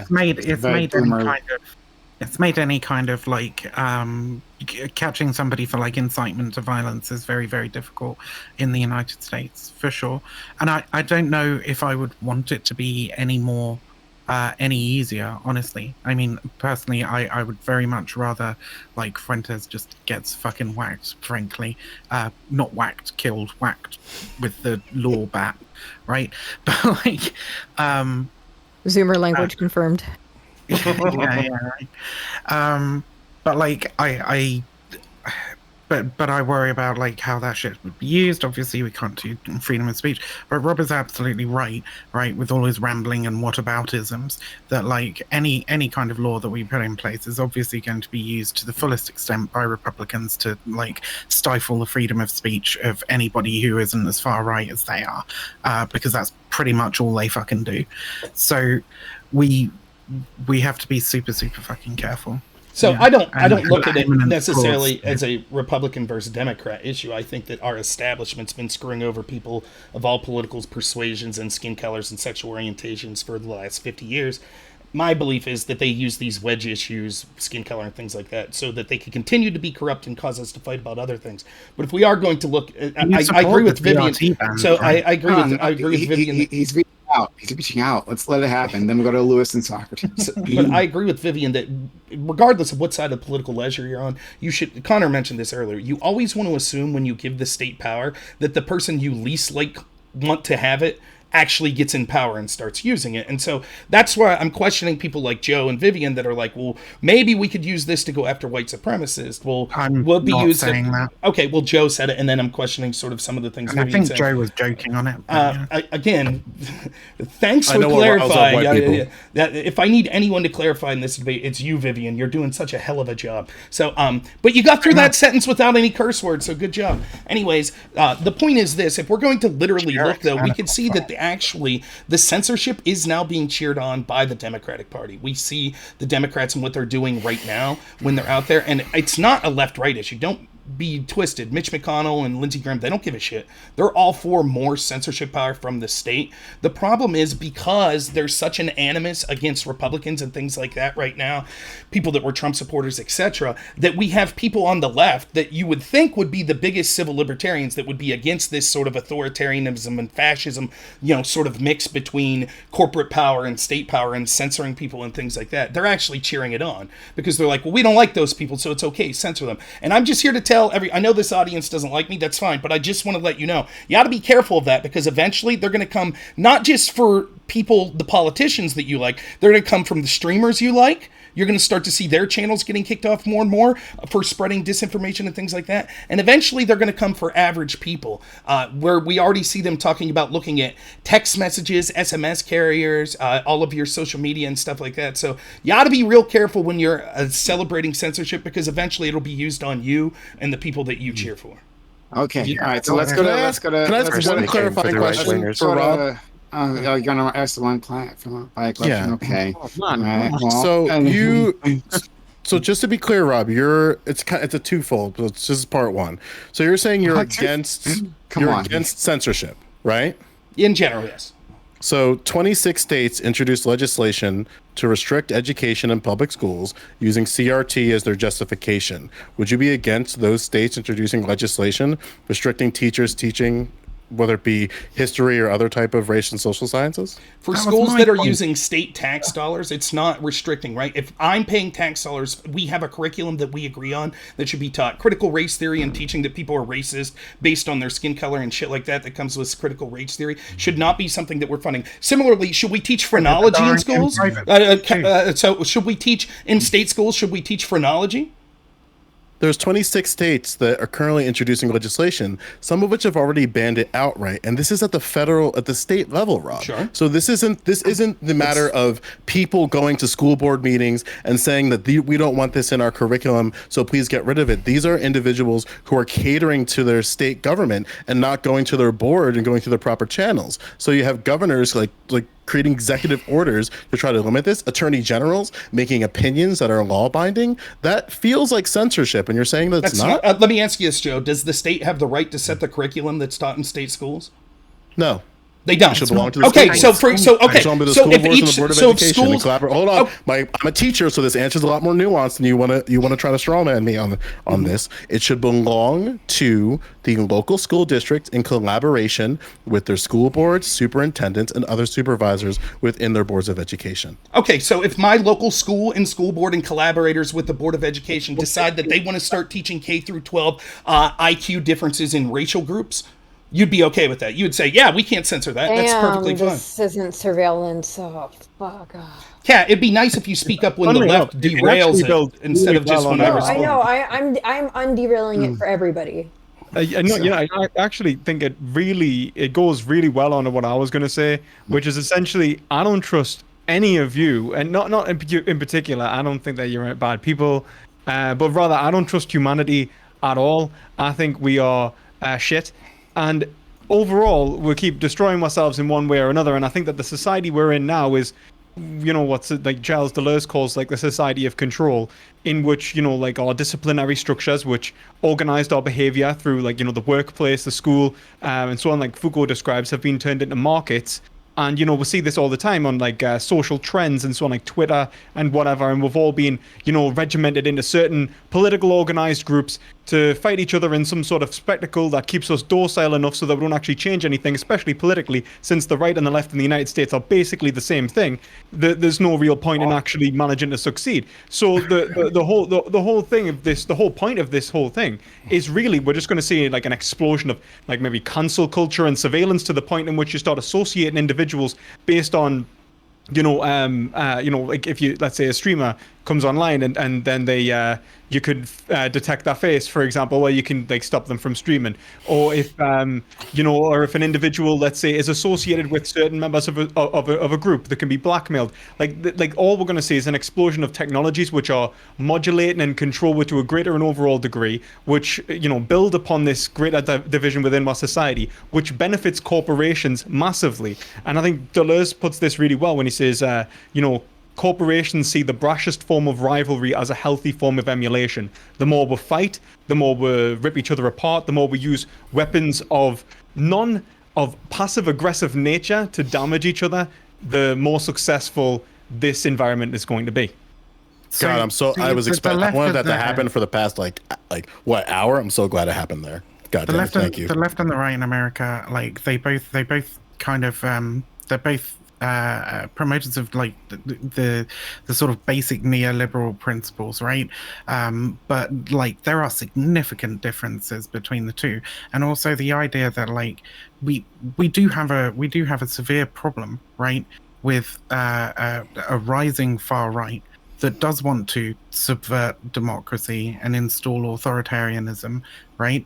And we have to be fucking vigilant against that. We can't just be like, oh well, you know, we don't want to fight because we're just giving power to the corporations. Like there's a significant group of people who like are genuinely attempting to overthrow democracy, and we can't just make pals with them. I mean, I don't think that, but I think that it's more like what we'll see is that the rise in far right and the rise in, I mean, like let's be honest, I have to debate tankies now. What idiot believes in Marxist-Leninism and the overthrow of a government for an authoritarian state? Like, you're trying to summon Hans right now. Like, he's just chilling. He's just chilling. Yeah, Tanky's a fucking idiot. That question. He's been on Twitter all day talking to these people. Tanky's a fucking idiot too, but at least in the United Kingdom and the United States, they are about as much of a threat as fucking, I don't know, like dying in a... It's like the EDL, man. It's like, what threat are they? Like, the reality is, yes, don't get me wrong, I think that the discourse in political societies become more diversive. I think that the reality is that the majority of individuals, even those that believe, you know, Donald Trump was, you know, cast from his throne, you know, and all this from like some sort of political subterfuge or like espionage or whatever, you know, which is a mass amount of the Republican Party, which is I thought was a bit strange. Don't get me wrong, but even the fact that is, you know, an ever-growing, you know, conspiratorial like environment. That's something that's been growing since when? Like for how long now? Like all we're seeing is up and down. The reason this is happening is because of the implementation of tools from social media. You know, different ways of differentiating information and separating the knowledge economy into certain groups, and then using that information so that they can now attack each other in different wars, which further instantiates their identities. All we are seeing is the furthering of these identities, primarily because of tools like this being used to further those interests. Okay, let's go to Socrates. Right. Okay. So I'd like just a show of hands. I'm just going to say some statements, and if you agree with the statement, raise your hand. So individuals are probably going to be able to get a hold of facial recognition tools, like no matter what. That's not a thing that we can stop from occurring. People getting a hold of those tools. So I would say yes. Okay. Corporations will probably start using these tools, be able to get a hold of them, unless they're regulated not to. Okay. This is so civil. Yeah. Our government has a significant security apparatus and would probably love to have a hold of these tools to generally kind of oppress like all of us to some degree, to varying degrees, right? Okay. So I've heard a lot of this sentiment come up multiple times about how, well, the government's just going to get control of it. That, you know, it's just happening, so we get this, that, or the other. Like, I want to gauge how genuine that sentiment is, that we really feel like our democracy is just, like, over. We don't have, we the people cannot have a say over what tools our government uses in interactions with us. Is that something that people, I don't mean like at a big scale, but I mean like how strongly do you genuinely feel that we cannot do that? Sure, I just want to hear from like, everybody. I think it's just the problem with our democratic system. I think that if we had a more like referendum-based system, then perhaps we would be able to have a say. But since we just like elect a bunch of numbskulls and say, "Oh, I hope they do the good thing," most of the time they don't do the good thing. Oh my God! Like I think that like the United States has never been democratic, not even close. Not even, and then also like as much as I do agree with what Kat just said, I think I would probably like to caveat that, like, you don't want referendum because referendum is a political. It's flaccid. It has no force. I mean, like, you put a Nothing like referendum flaccid. through and the government say no, and then I mean, you guys are out of the EU, no? A referendum do good, huh? Wait, here. I just want to quickly hear from everybody. Just really quickly. Just do you really feel like if like the government wants to do something, like put a policy in place and start having their officers of the law enforce something, or the military or something, that's something that's going to happen, and we the people just simply have no say over it? I want to. I mean, want to we answer have this. we have dissent, but let just me not quickly good hear dissent. from Connor. Yeah. So okay. So this is part of the reason why I identify as a Republican. This is part of the reason why I identify with constitutionalism very aggressively, is because I think that as much as not everybody here, but as much as a lot of people don't like to fucking hear this, 300 years ago, some smart motherfuckers got in a room and they're like, hey, what are the rules for every society that lasted more than a few hundred years? And how do we implement these rules in such a way that they're just modifiable enough that they can address the needs of the society as it perpetuates into the future, but also come up with some foundational rules? That way we're not doing, I don't know, fucking popular democratic vote to decide fucking policy. I would rather stick this toothbrush up my fucking dick hole than have popular democracy. Holy shit. So basically, I mean, so what I hold on, almost done. You've seen ballots, right? Somehow. Oh my god. Anyways, so the point is that, like, I think that because we're a republic, there's a certain amount of vision that was laid down that you can stray from before you have to get yanked back to that vision. But just through the sheer nature of politicians, this is exactly why the founding fathers did what they did. Is politics almost there. Politicians. It's like a fucking hammer. To a fucking hammer, everything looks like a nail. To a politician, everything looks like something that needs legislation. So it's just this system of growth. In the military, you call it mission creep, where as the job expands, you start to learn new things that you need. So you bring in new shit in order to expand your roles. But what you don't realize is that by the time you take a look back and take a look at what you've done, it had nothing to do with your original purpose. So that's where I think you have to be yanked back to the ideals and principles of American constitutionalism. And that's why I believe in it. Connor, totally agree with you. Just very quickly, the countries that are freer than the United States. Wait, no. This. I really want to keep us just on one thing for a moment, just to see if we can all get some understanding about this, right? So Connor, I totally agree with you. The question really specifically that I'm asking, not is there a tendency in that direction, a very strong tendency? Is this something that is maybe at this point extremely dangerous? But do you really feel like, and this is an answer that of course could be yes, but I mean, do you really feel like it's a foregone conclusion for us to talk about the government using this stuff against us? This is just going to happen to us. Yeah, okay, so I'll give you the perfect example. Sorry, real quick, Rob, because I am leaving in a minute or two. So basically, I think the New York Police Department and major metro police departments are going to use facial recognition technology. I think they're going to overuse it and they're going to abuse citizens. I think citizens are going to turn around and sue the state for hundreds, maybe thousands of people. It will be too late, and they will already have served sentences based off of this violation of privacy. What will ultimately happen is there will be a balance where the courts might say in some states that this is a violation of the Fourth Amendment or the spirit of the Fourth Amendment, and they won't use it as much. But then there's going to be other states that basically say they make their own de facto rulings that when you're in public, you give up your right to privacy. Ergo, the state can use facial recognition technology, and then those states are going to be more authoritarian. I think that division is going to be between libertarian Republican states that are going to say you can't use it. I think Democrats are going to be more pro using it.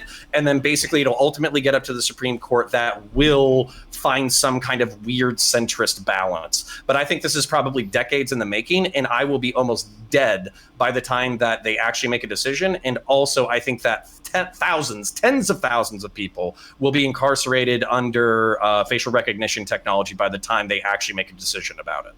So I don't disagree. I don't disagree with a lot of what Connor said there. So how does this happen, though? Well, It's because we allow our tribalism, and I'm not putting myself outside of this, all sides do this. We allow our tribalism and our hatred of perceived the other side to allow us to sacrifice our ideals and principles when we think it benefits us. So we saw this with conservatives back during the Iraq War and the Patriot Act. They were for, right? It was the left that you saw standing up. Vivian, can you let me get through one point? Like, geez. So you saw that it was the conservatives back then that were all for sort of the surveillance state. They were all for it. Now that's totally been flipped on its head. And like when you hear Vivian and people talk about like, we have to be careful of right-wing authoritarians creep in.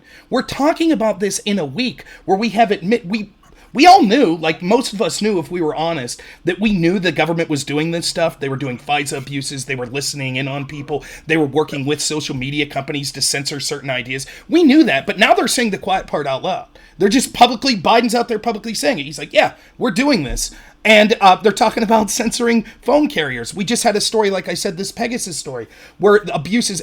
My God, it could have got a liberal journalist in Mexico killed. If you read that story, the cartel could have used this technology to track this journalist's phone and murder him at a cafe. The phone got stolen, so they're unable to see if that malware was on his phone or not.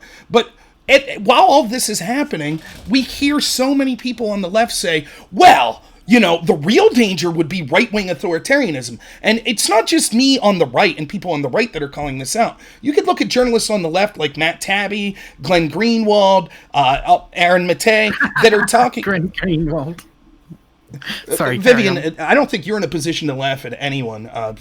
Like, if the point where you think that you are somehow better than anyone, that you could laugh at them, is laughable in its own right. But you see these people from the left that are correctly, you see these people journalists on the left that are correctly calling out that the left has become the intelligence apparatchik, because and all it took. I mean, let's be real honest. When I got into politics, it was like 2004, 2005. I was sort of a Ron Paul conservative, was against these foreign regime change wars.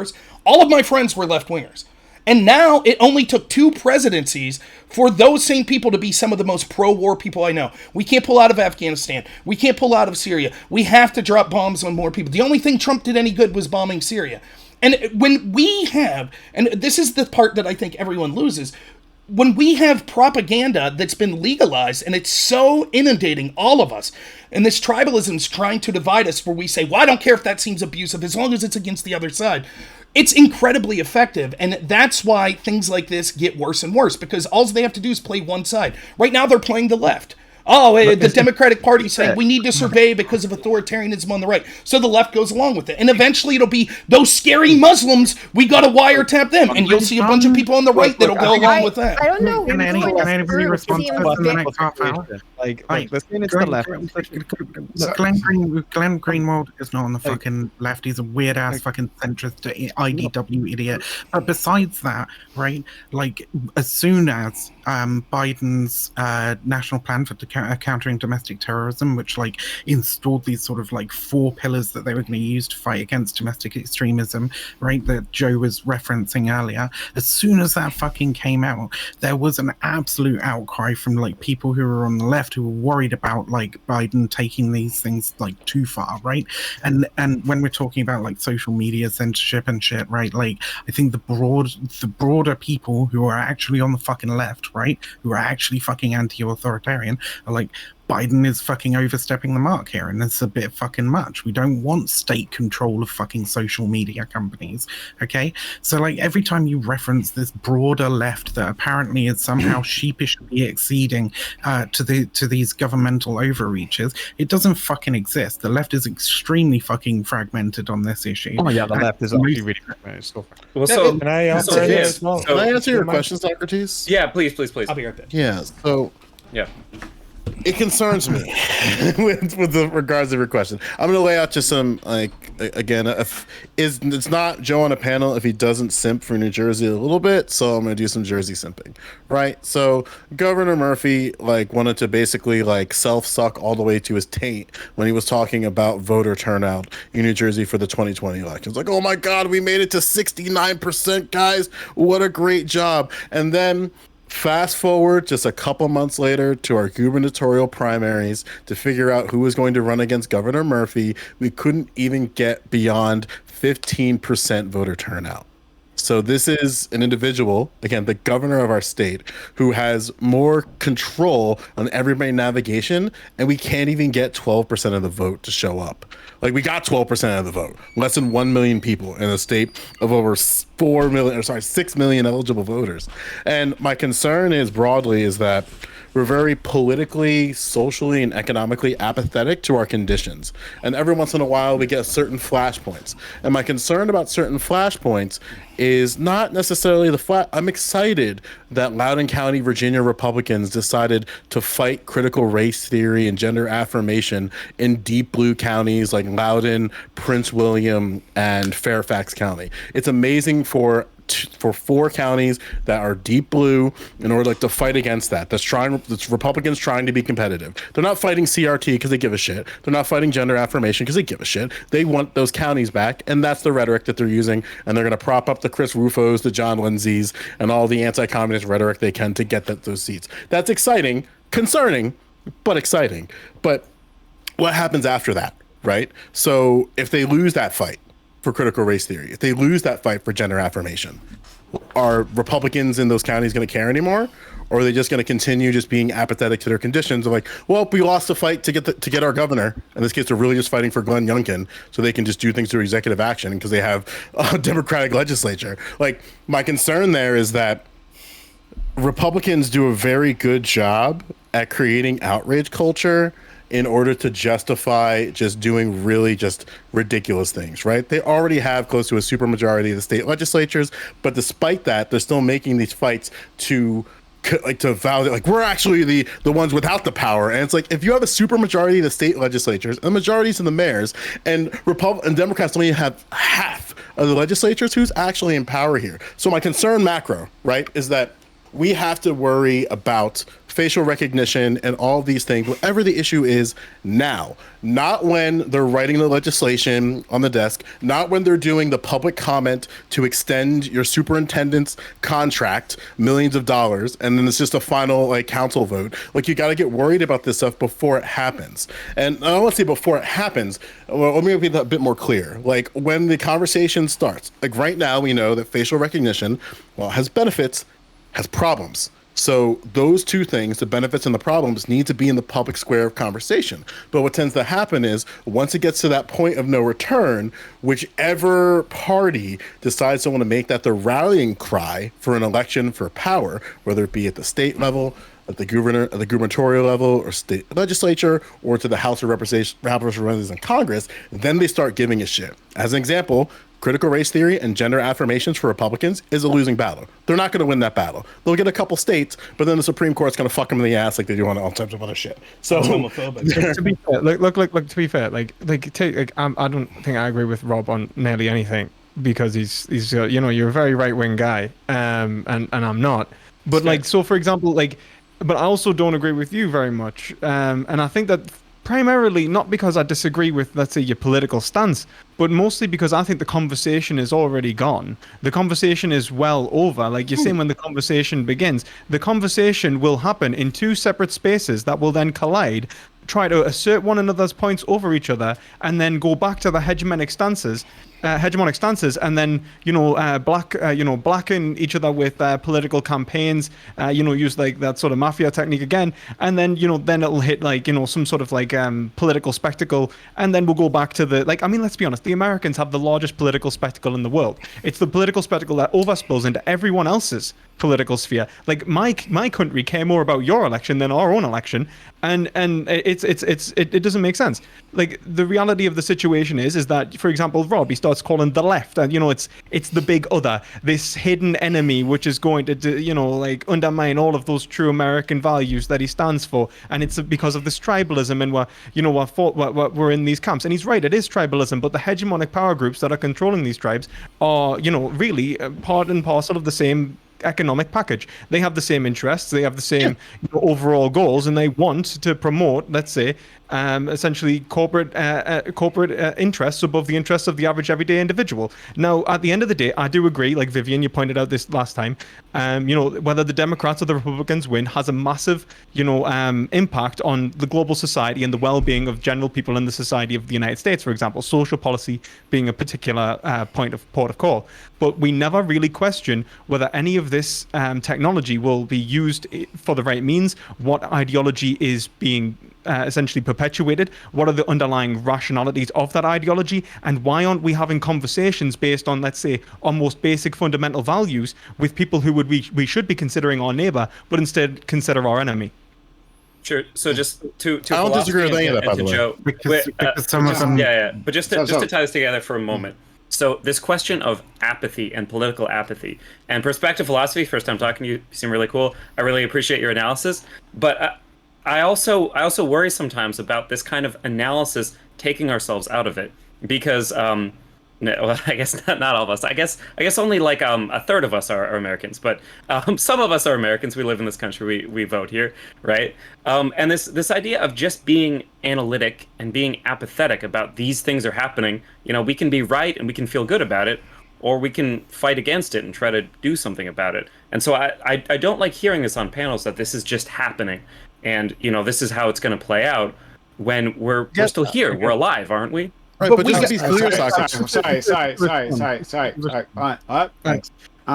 Because we got to move on to the next topic, and we got to give Connor an outro. Because he's going to be leaving us. I'm leaving too. I have a replacement. Don't worry. Okay. All right. Anyway. So, thanks. Why don't we just let Connor, if you want to say something. You're muted, bud. Sorry, I was trying to be polite. So so what I wanted to say to perspective philosophy, because it's an analysis that I've kind of bumped into myself, and I agree with it. We do have to move on to the next topic. No, 100%. I'll just do an outro then. But what perspective philosophy? I'd love to continue this another time. My name is Connor. I run a YouTube channel named Counterpoints, center right. If you like violence or if you like politics or science fiction, come check me out. I love being on these panels. That's why I showed up. Doobie should be replacing me in a few minutes. I appreciate y'all. Have an excellent evening. Thank you. Yeah. Thank you so much. Doobie won't be available to replace him. That's okay. Thanks so much. Nobody could replace him. No one could replace him. That's true. All right, Katarana. Are you going? Damn, okay. I'll leave right now then. The fuck? Okay. Wow, Prime, so rude. I know. I said you were going. Okay, well, silencing black women again, whatever. It's Sansel will be replacing me on the second topic. I just want to say that I don't know what Democrats are advocating for this thing, and it's not just going to be a horseshoe of like one day it's going to be the leftists that want to get rid of conservatives, and the conservatives are going to use it to get rid of leftist groups. Now, like, leftists don't want this technology, so or at least any good leftist. Biden, not a fucking leftist, milquetoast as shit, pretty fucking flaccid. Outside of that, I'm Katarina. I'm gonna go do movie review now because I'm at someone else's house and I don't want to be on the debate the whole time because it feels kind of rude. So, thanks for having me on, and I will be replaced in a couple of seconds. Thank you. All right. So let's move on. Looks like are we doing closing statements on this, or it's your channel? No, we don't do closing statements anymore. It just takes too long. It just takes way too long. So thank you. Okay. All right. So no, Sansa will get here eventually. Sansa looking fine. Not gonna lie. Yeah, it's looking good. He's got back. Great. Huh? That's funny. All right. So just so you know, people in my audience, I'm gonna have like a channel update. Something's gonna happen on this channel, and I want you guys to be aware. So be a channel update after Reverie. So after we're done here, we're gonna have a channel update. So stick around for that. All right, moving on. Next topic. Okay. A Texas federal judge blocked the continuance of the Deferred Action for Childhood Arrivals program, also known as DACA. The ruling won't affect existing DACA recipients, but will keep new members from being added to the program. Biden has once again called Congress to act by passing an immigration bill before them. Is DACA a worthwhile immigration policy? Is it a band-aid on a gaping wound? Is this worth fighting for rather than full-scale immigration reform? Or is this a valuable lifeline that needs to stay in place for the people affected? Okay. Introductions to this, and then we'll get started. Go ahead, Joe Lewis. Oh, there's so much to this, and we're probably gonna argue about some dumb shit. I'm down to party. Very broadly, right? If I had to make a clear stance from the jump, fuck DACA, it's gotta go. However, if I just say fuck DACA, it's gotta go, all the Marxists, Leninists, and tankies are gonna end up in my DMs. So I can't just say that, right? So what the actual stance is there's an understanding that our immigration policy is flawed. DACA is not part of that immigration policy. So we can't just get rid of DACA, five-head. We have to get rid of DACA while simultaneously, I would argue, abolishing the entire immigration system that as we know it right now in 2021 and building a better system, or trying to build a quote unquote better system. Now I know better sounds like a charged word here, and I'm more than happy to elaborate a little bit later, but I think that's where we're at this point for DACA, because right now it's just going to be another thing like police reform and other policies where they're just going to keep kicking the can down the road until we just kind of ignore it. What would you say needs? Sorry. Sorry, Socrates. Yeah, so I think we're probably all going to agree that there's some level of like large scale reform that's needed, but this idea that we will get rid of DACA and children who grow up in America will be deported to some other country that they've never been doesn't seem like an acceptable way of operating a country, operating anything. I don't think that it's acceptable to do that to people. So it's it's a band-aid. It's not a real system. It was a band-aid that was put on a system that wasn't really functioning. It seems like our country can support a lot more immigrants, like from an infrastructure perspective, from a jobs demand perspective. We can support more people immigrating and working and doing things. And it seems like we need to make something like that happen, and we need some paths to citizenship for people who are currently dreamers so that they don't stay in this weird temporary location. But we can't just pull the rug out from underneath them and send, in some cases, I'm sure, very young children just to some country for them to fend for themselves. That doesn't seem acceptable to me. So much. All right. Next, Rob Noerr. Yeah, so procedurally, DACA was unconstitutional, and the way it was done, the judge was right to rule as such. You can't just have presidents decreeing. Their job is to enforce the law. They can't say, well, we won't enforce it on certain groups of people because we morally think that shouldn't be the case. It doesn't matter what you think about DACA, the judge is right in that ruling, which is why people rely too much on executive orders. We have too much executive power as it is. If you want a change like this, it should be passed through Congress, and that's the way it should be done. As to the question of DACA itself, the idea behind it, aside from the procedural nature of it, first off, this ruling does not, anyone who's qualified for DACA is not removed, to my understanding of this. It just means new applicants will not be accepted. This has to be the case. And the reason is, until we secure the border, if we have a program like DACA, we've just provided the incentive for people to send kids over to this country thinking that, well, as long as the kid gets there, then they'll eventually become a citizen of the United States. We can see, thanks to the rhetoric that we've seen on issues that are tangentially open borders, that we have 4 times more kids in cages today than we ever had under the Trump administration. And this, when you ask the people why they're sending kids or why they're trying to come, they admit the reason is because we heard from Biden and from Democrats that we'll be allowed to come in. This is a humanitarian crisis. We should not be providing the incentive for people to send children, particularly alone, across the border in hopes that it'll somehow lead to something. So yes, we do need to reform our immigration system. I bet that we would have huge ideas differently on what that would look like, but we can't incentivize sending children across the border alone. All sorts of terrible things could happen. There's been reports from Amnesty International and other groups about coyotes, child sex trafficking for the kids that are trying to get over here alone.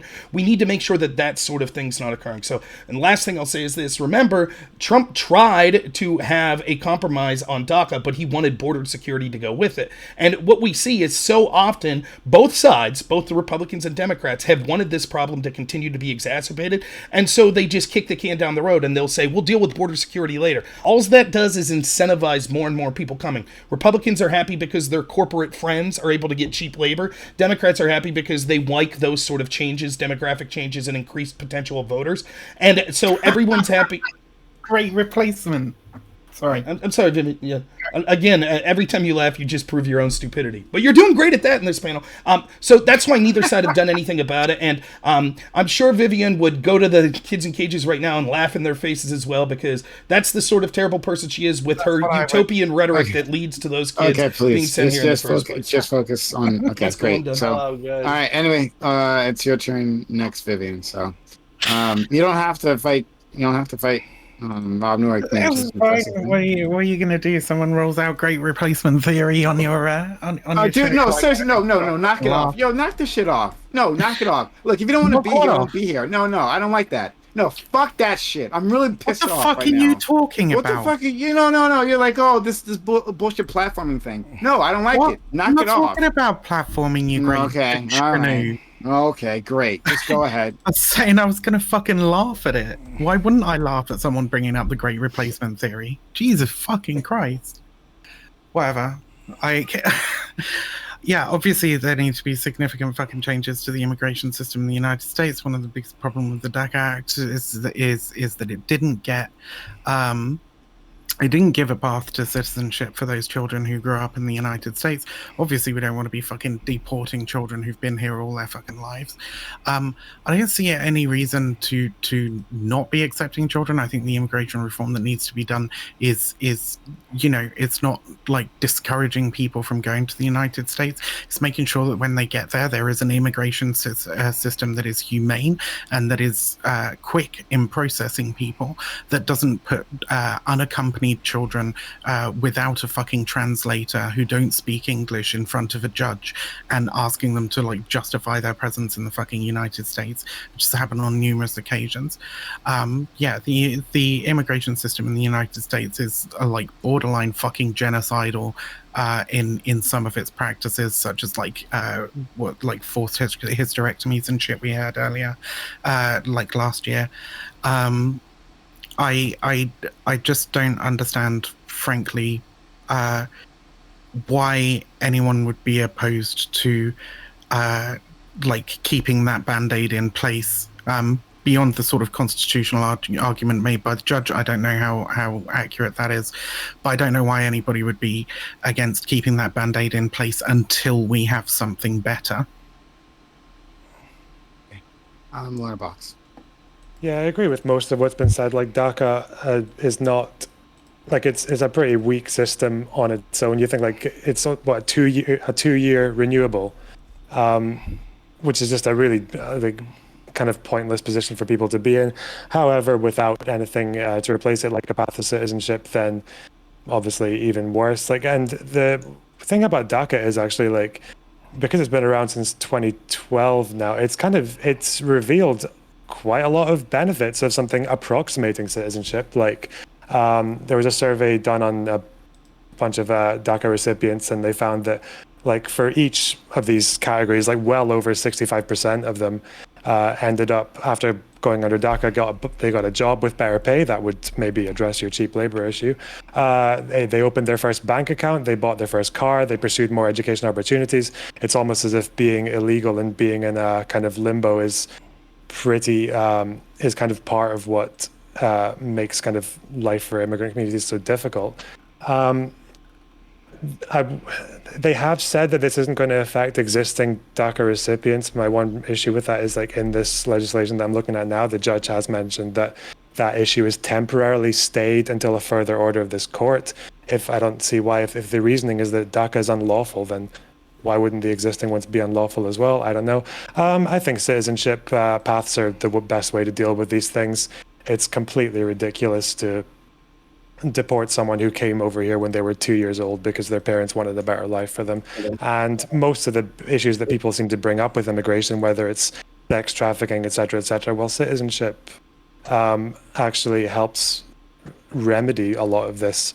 It's much easier if you're being illegally sex trafficked in the US to go to the police and seek help if you're not going to get deported after it. So, yeah, I think a bit of humanity, a bit of respect for other human beings is probably a good way to go with this. Carlos? Yeah, so I think that most people here agree, and I agree with them, that DACA is insufficient for essentially meeting the needs of those individuals who have subscribed to the program. It essentially, the subscribed is the right word, because you just got to keep paying that 2-year subscription fee. You just got to keep re-signing up, and keep going on it. The idea of a temporary individual within a society, not a citizen, in which their property rights aren't protected, seems, to be entirely honest with you, I would argue, offensive to the philosophical underpinnings of the United States. The liberalism which the United States was built on, the philosophy of people like John Locke, and even the philosophies of the contemporary two poles like Robert Nozick and John Rawls. It seems appalling. I think that I would go a step further and say that I don't think any individual can be illegal. I think that the idea of that someone is being treated as unlawful for simply being in the United States and not having the capacity to even be treated as a human and have the same rights and liberties as another individual seems to me wrong, and the same in any other society. That being said, I understand that obviously immigration can change economies, but that's primarily because we look at the economy through a capitalist lens, where we see the labor as a market. So we are already competing individuals against one another, so a surplus in labor is affecting the price of the labor in that area, which is why Britain deported a lot of our citizens to the United States back in the day in order to regulate our labor market, because we are essentially talking about the same sort of policies going on in the United States right now. And I think to kind of close on that, I would say no, actually it's totally gone. I was just going to say something, but it's fine. That's Ansel. Thank you for joining us. Very much appreciate it. Yeah, no problem. Yeah, go ahead. So when it comes to DACA, I think that it's kind of a shit thing to do, to deport someone or punish someone for something that they didn't choose to do. So deporting people that came over here before they were, able to make that decision for themselves, I don't think that that's morally justifiable. So I think DACA is a good thing. I think that probably granting them full citizenship at this point is what we ought to do, and getting rid of it is, morally repugnant. Outside of that, I think most everyone agrees that our immigration policy is kind of shit and that we need to improve it. That's basically all I have to say. Everything else is going to need to be discussed. So, up with the panel. So just a quick thing that I want us to nail down as a part of this, because it's definitely something that will come up and has come up in terms of if this gets repealed now, will dreamers be deported, will children be deported, etc. Right. So DACA, current people who are in the DACA program won't be deported, or not immediately. That's another question of in 2 years when all that runs out, I don't know what'll happen. But somebody who, let's say, for example, a 1-year-old who's here now, who isn't part of the DACA program, but say could be eligible for it, they would be deported if this ruling goes through. Is that accurate? I just want to clarify just the basic points of this. Categorically, who qualify as DACA recipients are individuals who immigrated into the United States as a child and have been living in the United States for more than 5 years. So that's the statute of DACA. Currently, we have, I think it's 640,000 around recipients, but we have 1.3 million of an eligible population. So we're only talking about what? Math is hard apparently for Black people, but I think it's 25%, 24%, I think, give or take. So. Mm-hmm. just Yeah, as and- a thought. And Like, here's So the the, thing. so the there majority were of people are eligible but could be deported. But if- here's the thing: they won't be deported. It's not right. It's not as if DACA's gone away and there's people waiting to take them. For example, there are millions upon millions. We don't know. It could be as high as 30-something million illegals in this country. Most of those are not dreamers, right? But they're not all being deported, right? So the question is, this specific group of people that were brought here as children, do we give them a pathway to citizenship? That's more in the spirit of what DACA was about, not in the spirit of if we either do we deport them or not. That's not really what the question of DACA was suggesting. So I just think that it's not practical to deport all of the illegal immigrants that we have in the country, and certainly the DACA people, I don't think that they would be first in line to be deported, even if we did decide to start deporting people. It's just, would they get special protections that those other illegals don't? Sure. Well, do you think that they should? What's that? So just quickly. So this question of feasibility, what percent of people are going to be deported, whatever. Let's say that's like 1 million people who are like eligible right now but aren't currently in the program. Obviously, not all those people are going to be deported overnight. Probably not all of them ever.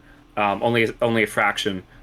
But can imagine that if you are one of those people, those 1 million people, maybe more, whatever that group is, of maybe young children who could be deported for, I believe, for no like additional infractions, right? So DACA won't save you if you commit big major Right. crimes, or you won't be eligible if Correct. you commit like murder, stuff like that, right? But you could be simply just deported just at any day of your life, in school, anything. I can imagine that for all those people, even if only a fraction of them will be deported, that living with that is probably like very awful. Well, that was the fear, right? I don't disagree, but again, then it becomes a question. I'll take Joe's numbers as accurate. I have no reason to dispute them. Something around 25% of people that are eligible have signed up for this program. Many people had the opportunity to sign up and didn't. I'm not saying they deserve it or anything, but I'm saying if the fear was that intense, you think they would have signed in. And had they signed up, they would be grandfathered in despite this court case. So the idea that I don't disagree. And we could talk specifically, I think Sanso asked, should the people that were brought here as children? Yeah, they should be treated differently. The problem I have is until we cannot advertise to the rest of the world, if you send your kid through any way across that border, they're a citizen, they're here. We can't advertise it. Until we secure our border, Well, that's we not the have system, right? What's that? Why not? Rob, That is our so Rob, if I'm hearing No, you it's not- correctly, you're saying that we shouldn't deport these people, but we should say that we will. No, no one's saying deport these people.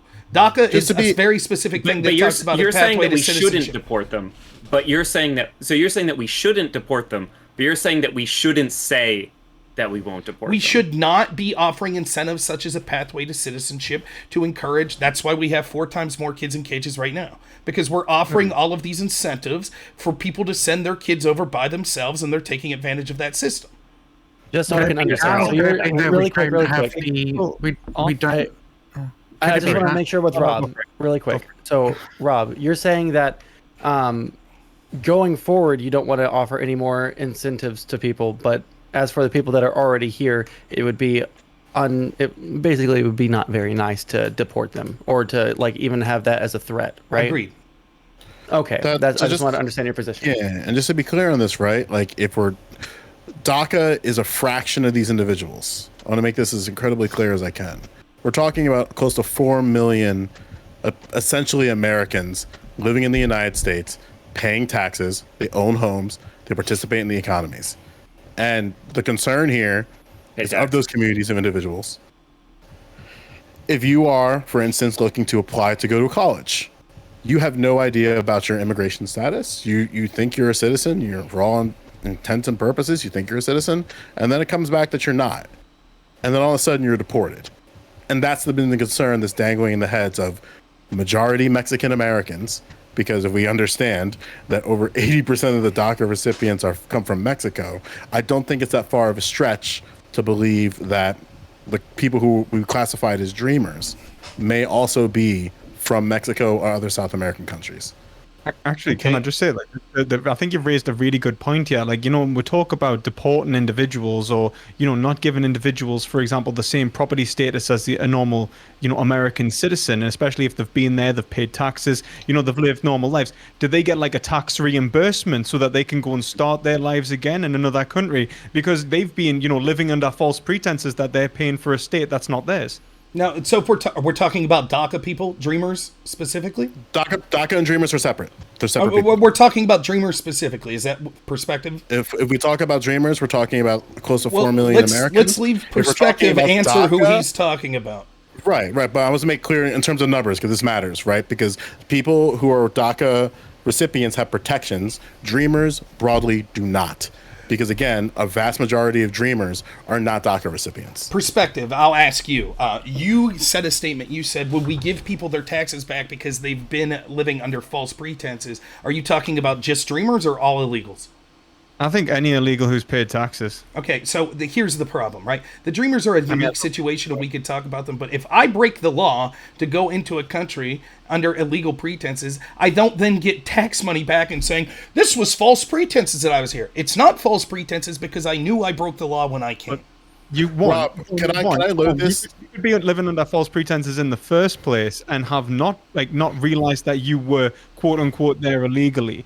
You are paying into a system. And look, if I accidentally send someone, let's say I even intentionally send someone, let's say, money for to commit some sort of crime. If they accept that money and then report me to the police, do they get to keep that money as some sort of I did a good job, I reported him to the police? At the end of the day, the money was transferred illegally, therefore the transaction is null and void, the contract is ended, and there we go.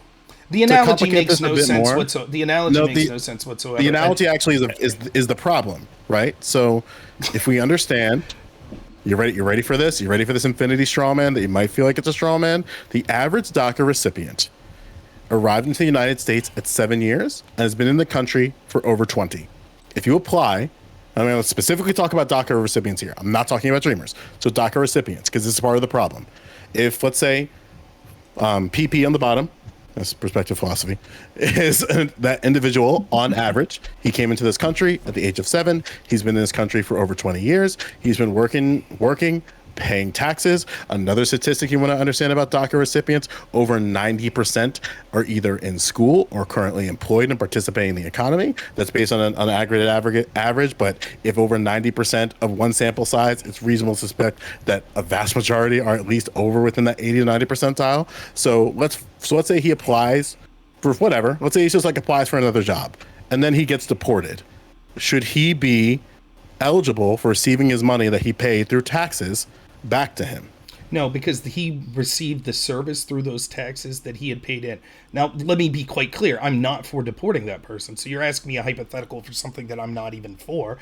Right, I think particularly if you came here, please, Joe. So this is something that I notice quite often that you do, right? Like, I'm asking perspective about what he's specifically talking about. You feel the need to come in after every single comment and clarify for everyone. Your clarification's not helping. So if you're clarifying for perspective, he's cool with that. Fine. Please let me finish my statement, and then you could respond if you want. Okay. So again, what I'm saying is, I think that those people that were brought here through no fault of their own should not be deported. That's a different question to whether they should be given full citizenship. I tend to think yes, they should. That's actually what I think. I think that we should give every Dreamer full citizenship. However, it cannot be done until we secure the border. Because the problem is, if we announce to the world, any child that comes here will get full citizenship once they get on U.S. soil, if it was through no fault of their own that they came here, then we'll see, like we see at the border right now, which is a humanitarian crisis. So what we see over and over again is people on the left, and you can hear it with perspective. This is why, perspective saying this would be true of all illegals, not just Dreamers. And he says no one should be illegal. When we have people on the left, and I grant you perspective is not in our country, but that are signaling these types of open border policies, that are advocating giving all of these programs to people if they just cross the border, and we're not going to make it criminal and things like that, that's how you get the crisis at the border. And it's not tenable. And we can see that mass immigration and illegal immigration actually hurts the poorest Americans most. Very quick. I wanted to say a clarifying statement because I wanted to save you from your shit take. So just to make something incredibly clear here, right? What I laid out in terms of the perspective that I gave the analogy or comparison to perspective philosophy, that's the reality of dreamers currently. And that's going to be the reality of DACA recipients. Furthermore, I want to make something also incredibly clear. These individuals came into this country as children and have been living in the country provably for at least 5 years. So you're not going to see something. You'd have to elaborate and feel free. Do you think it's possible for somebody, if they announced this policy for individuals, to just miraculously come forward and say, here's my proof that this individual came into the country as a child under the age of 5, came into the country as a child and has been living here for 5 years. Do you think there's going to be that many people who are able to quantify that claim? How did you quantify the claim of how many dreamers there are? We track them, and we have. Cool. Currently, then for the ones dreamers, there's then the ones we're 3.6 tracking, million. those are the ones that we would consider dreamers. So I don't understand what your problem is. But the problem is your hypothetical that you laid out made no sense, and I'm more than happy to hear you elaborate, like to re-clarify that.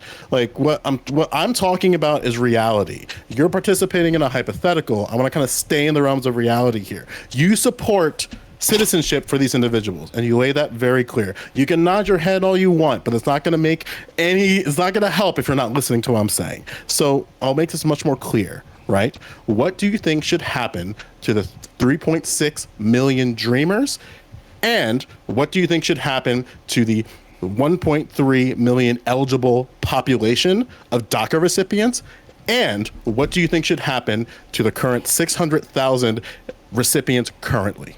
Okay, the recipients currently are grandfathered in. I don't have a problem with that. The dreamers, the people What do you mean by grandfathered in? They're currently part of the policy. Correct. They're accepted. Correct. And protected. Correct. What's the grandfathered in? That means that they eligible population. Holy shit, Joe, I've never heard someone use so many words and not say anything.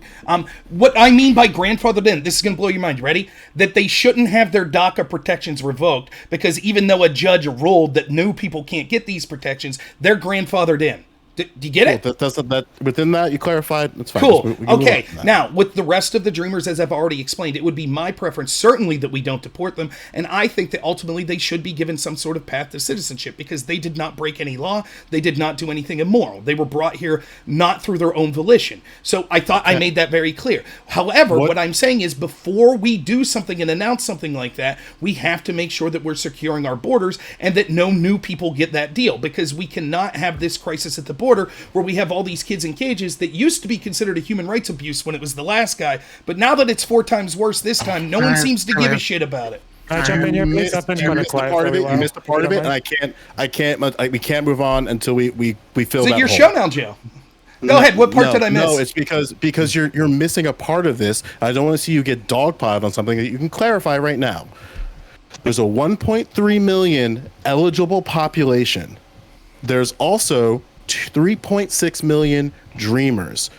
3.6 million dreamers, 1.3 million of an eligible population. What do you think should happen for that difference of people who do not qualify for DACA? I don't think dreamers should be sent back anyways. I think ultimately they should be given a pathway to citizenship. They should not. So the idea of DACA itself is irrelevant to me. The way that the legal process will play out is those people didn't sign up for DACA. They knew that they were eligible. They chose not to sign up, and now a judge has ruled that it was unconstitutional to pass DACA. So they're basically shit out of luck. However, what I want to have happen to them, even though they aren't eligible for DACA, is to not be deported, and once we secure the border, to have some sort of program for pathway to citizenship. So you want there to be protections before the border is secured. Then after the border is secured, you want there to be a clear pathway to citizenship for all individuals, DACA or not. So that's the eligible Dreamers. population. Right. So, but hold on. It's complicated there. So just dreamers? Yes, not regular illegals that knew they were breaking the law and came over. That's a different group of people. Can someone help me? Because I feel like my brain's gonna explode. Like, is there something I'm misrepresenting or not saying Well, I clearly? don't know. Let's try. Hold on. Lewis. So and I Loner. can see if I can. So Hold on. talking about- Lewis, hold on. Okay, yeah, go ahead. I just want to move things on. Lewis Yeah, and yeah. Loner. I mean, like the point I was going to make was probably like more tangential, as you'd imagine, more philosophical. Like, you talk, Rob, you talk about like almost like the perverse incentive of DACA. The idea that people are coming over and being put in cages because they now have this, foreseeable possibility of, one day, fleeing the terrible nature of their existence in their current state and, becoming a glorified American citizen. Like, the reality of the situation is that the global economic position that's placed them in this scenario is no accident. Like the reason that they're in this scenario and the reason that they're fleeing into the United States en masse has less to do really with DACA than the conditions from which they've been placed in and being exploited to hell to be in. And moreover, what we're really seeing is that illegal immigration is still incredibly high, whether it's child or adult immigration, and they're facilitating roles in the United States that the United States population are unwilling to facilitate for themselves because they are so bad. Like, for example, slaughterhouse workers. You'll have slaughterhouse workers, and this will be a threat too. You're right that it is a weapon, unfortunately, against the lower income members of American society. If you're a slaughterhouse worker, for example, you don't want to be doing that job. You're put into that job because, well, there's very little available to you. Perhaps you're an ex-convict. You go into that job and you're told that if you don't facilitate your job properly, you will be replaced with illegals. That's the reality of the American system. It doesn't care about the individual. It never has. It never will. The entire labor market has been developed so that it will create a massive amount of exploitation. The issue is too much influx of a certain group of individuals who are willing to take lower wages will absolutely destroy an aspect of your economy. And so you can't allow that. So there's the immigration policies. But until you really address the problem, which is how the economy functions in and of itself on a national and global scale, this problem will be irresolvable, and things like DACA and immigration policies are all band-aids. Okay, so real quick, one, I'm glad for the admission that you admit under our current system that mass illegal immigration will destroy large sectors of our economy. Second, you admit that that's disproportionately... Cool, right. Second, you admit that it disproportionately affects poor people. That's true. Third, then you're just advocating for socialism, communism? That's what you're advocating for? Yeah, I'm a libertarian socialist. Okay, yeah, those systems suck. We have a mixed economy right now. We have an economy that's part capitalism and part socialism. I think that a mixed economy, though I lean heavily towards more capitalism. Capitalism and the advocate of free markets have lifted 1/3 of the people in crippling poverty in this country, or in this world, out of poverty since 1976. It is the best system. Every time we see massive state control of economies being implemented, we see mass starvation. Can I jump in now? Things like that. So I'll just say that. So I'll just say this real quick. The other thing is, we're not going to massively change our economic system. It's like I thought we were talking about practically what the solution is. We're not going to wake up tomorrow and become libertarian socialism. Absolutely practical. So real quick. So what you could see is that what this argument in our system is advocated for. It's basically advocating that we should import a bunch of people working really damn cheap at really hard jobs so that we could all have cheap produce, and it's fucking repugnant. The truth of the matter is that we need to stop incentivizing people coming over. We need to stop this exploitation. We need to work. Our country should work for the people of this country and making their lives better. And the countries those people come from should do the same.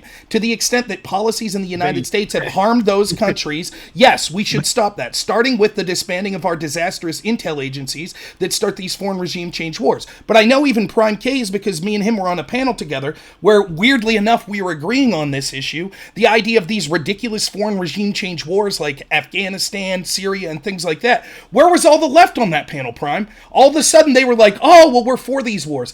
I'm for stopping our deep state from destroying these countries, and it seems like so many people... Okay, well, like when some... It was me. I'm just making the point we shouldn't intentionally destroy other countries. That's great. So, Lewis, you can respond. Then we'll go to thoughts. Yeah, I mean, like, look, I think that's saying that it's ridiculous to ask for some sort of economic change whilst talking about, let's say, legislative change when you have no power to control your government at all is quite ironic. The fact that you like, what is it, like, if 100% of your population wanted to endorse or a certain bill, would have about a 30% chance of actually pushing it through. So, like, talking about, like, your capacity to have economic change is probably greater. At least you're able to engage in the economy and act as a private enterprise, which is capable of, setting its own rules rather than in political enterprise where it's absolutely alienated from you, and it has been since the establishment of your constitution. So saying that economic change is impossible, I think that's ridiculous. Political change is even harder. I think that the reality of the situation is the exploitation of illegals coming into the country is something that I care about, and I'm very happy that you care about that too. At least we do agree on something. It is repugnant that they do get exploited, which is why you have people on the left in the United States trying to implement essentially laws which protect those individuals because they'll work for less. Things like minimum wage, and trying to make them essentially being able to be what's the word held to these laws is essentially the goal of most people who are trying to get them citizenship and so on. But even if we go past all of that and we just look at, let's say, the fact that there are many individuals living in the United States who are paying taxes, who are only eligible for a certain percentage of that tax of those tax-funded services, and will then be left without property and without protection, cast back to a country which has never accepted them in the first place, and a country which they have no means of fending for themselves, is essentially feeding them to the dogs. It's not an act of mercy or an act of compassion. You're sending them to, essentially annihilation. I mean, an open border state with libertarian socialism. I just want to move on to Lorna. Please, Lorna. Okay, yeah, Rob, you've made a few claims that were, I guess I don't want to say false, but just like maybe half-truths. The first was about there being 4 times more kids in cages under Biden than there were under Trump. I've been looking through U.S. Customs Border Protection data. It looks like the highest number of kids in cages under Biden has been 5.1 thousand. The highest under Trump was 2,600. So okay, twice as many, big deal. You asked for the reasons for that. You could, incentive, I don't really know where the evidence for that is. A few other suggested reasons would be, there's been a series, since Biden, there's been a series of back-to-back hurricanes in Honduras. There have been pandemic-related job losses all over South and Central America.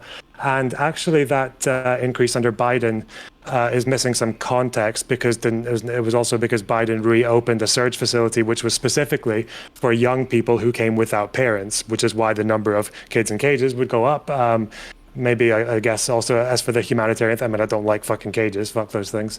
At least, at the very least, Biden is not separating kids from their parents, so love that. You made a point about cheap labor, in particular the idea that immigration hurts the poorest Americans the most.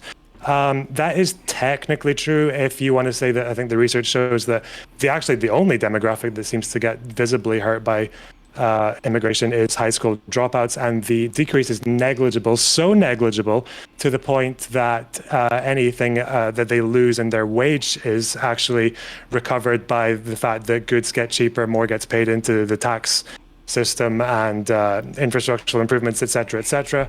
I guess maybe if there was some more data that showed that in the future, let's say hypothetically, it's been true in the past, back when wage negotiation was literally like people outside factories screaming their bid until the lowest bidder got into the factory to work that day, then yes, immigration did much more demonstrably hurt wages then. It's an interesting thing that I often hear from Nazbols is like, oh, you, a socialist, you want to support the workers, yet you also support immigration, which hurts the workers. Well, they often quote this passage from Marx where he mentions that wage suppression with Irish immigrants. What they leave out is the very next paragraph where he says, well, whose fault is that? Immigrants do not suppress wages. The bosses suppress wages. If the wage suppression bothers you, and if the economic damages of immigration, wherever they are, bother you, unionize. That was just like, you said that like 10 minutes ago, and I just checked it out now. It's pretty exhausting. I'll respond. Just to quickly add that, funny enough, the example that he gave there, with unionization, was exactly the example that I was given. A guy called Virgil Butler, I'm pretty sure, American animal rights activist who was a slaughterhouse worker, talked about how slaughterhouse workers weren't able to unionize because of threats of illegal immigrants coming in and replacing that job. They would be saying, like, if you unionize, we will replace you all. And it is the bosses, it's the hierarchy involved that is suppressing the workers themselves. Sorry. Okay, so just to cover these three. Right. Okay, they covered like kind of the three things. So the first thing that was talked about was the kids in cages. I mean, I'm looking at a New York Times article right now from April that says there were 3 times more kids in cages in April than at Trump's high point. So it's 3 or 4 times. I've seen other articles that said it's as high as 4 times. You say, well, that he's not separating. I'm looking at Department of Customs here. Come on. Okay, so the Department of Customs data, can you link it? Yeah, hang on. And that data says what? close That it it's out. 2 times worse under Biden than under Trump? That's what you're claiming?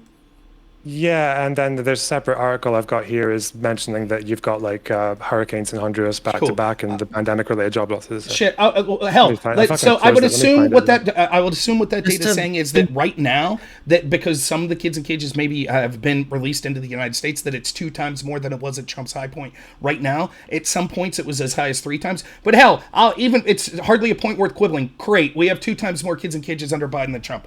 I don't think that's a win. I Like- think like, that's that's really not the bad. reason No, that everyone. what like, I'm that saying was- is that's the bad, onus is but- on you to prove that it was because of incentives, because of Biden's incentives, rather than other factors. You said- I'll give you an example. And they're also If I not wanted there to- because they were separated from their parents. That was like the big reason that everyone was mad, because they were like intentionally separated from their parents, right? Well, but these and kids are conditions, unaccompanied yeah. minors, which is a like All right, a different thing. so may It's I not respond? Great, but May I yeah. respond? Okay. Loner Box admitted that most, and you're saying there too. Well, these kids are coming alone. Why do you think they're coming alone? Why was it different? Why are they coming alone now?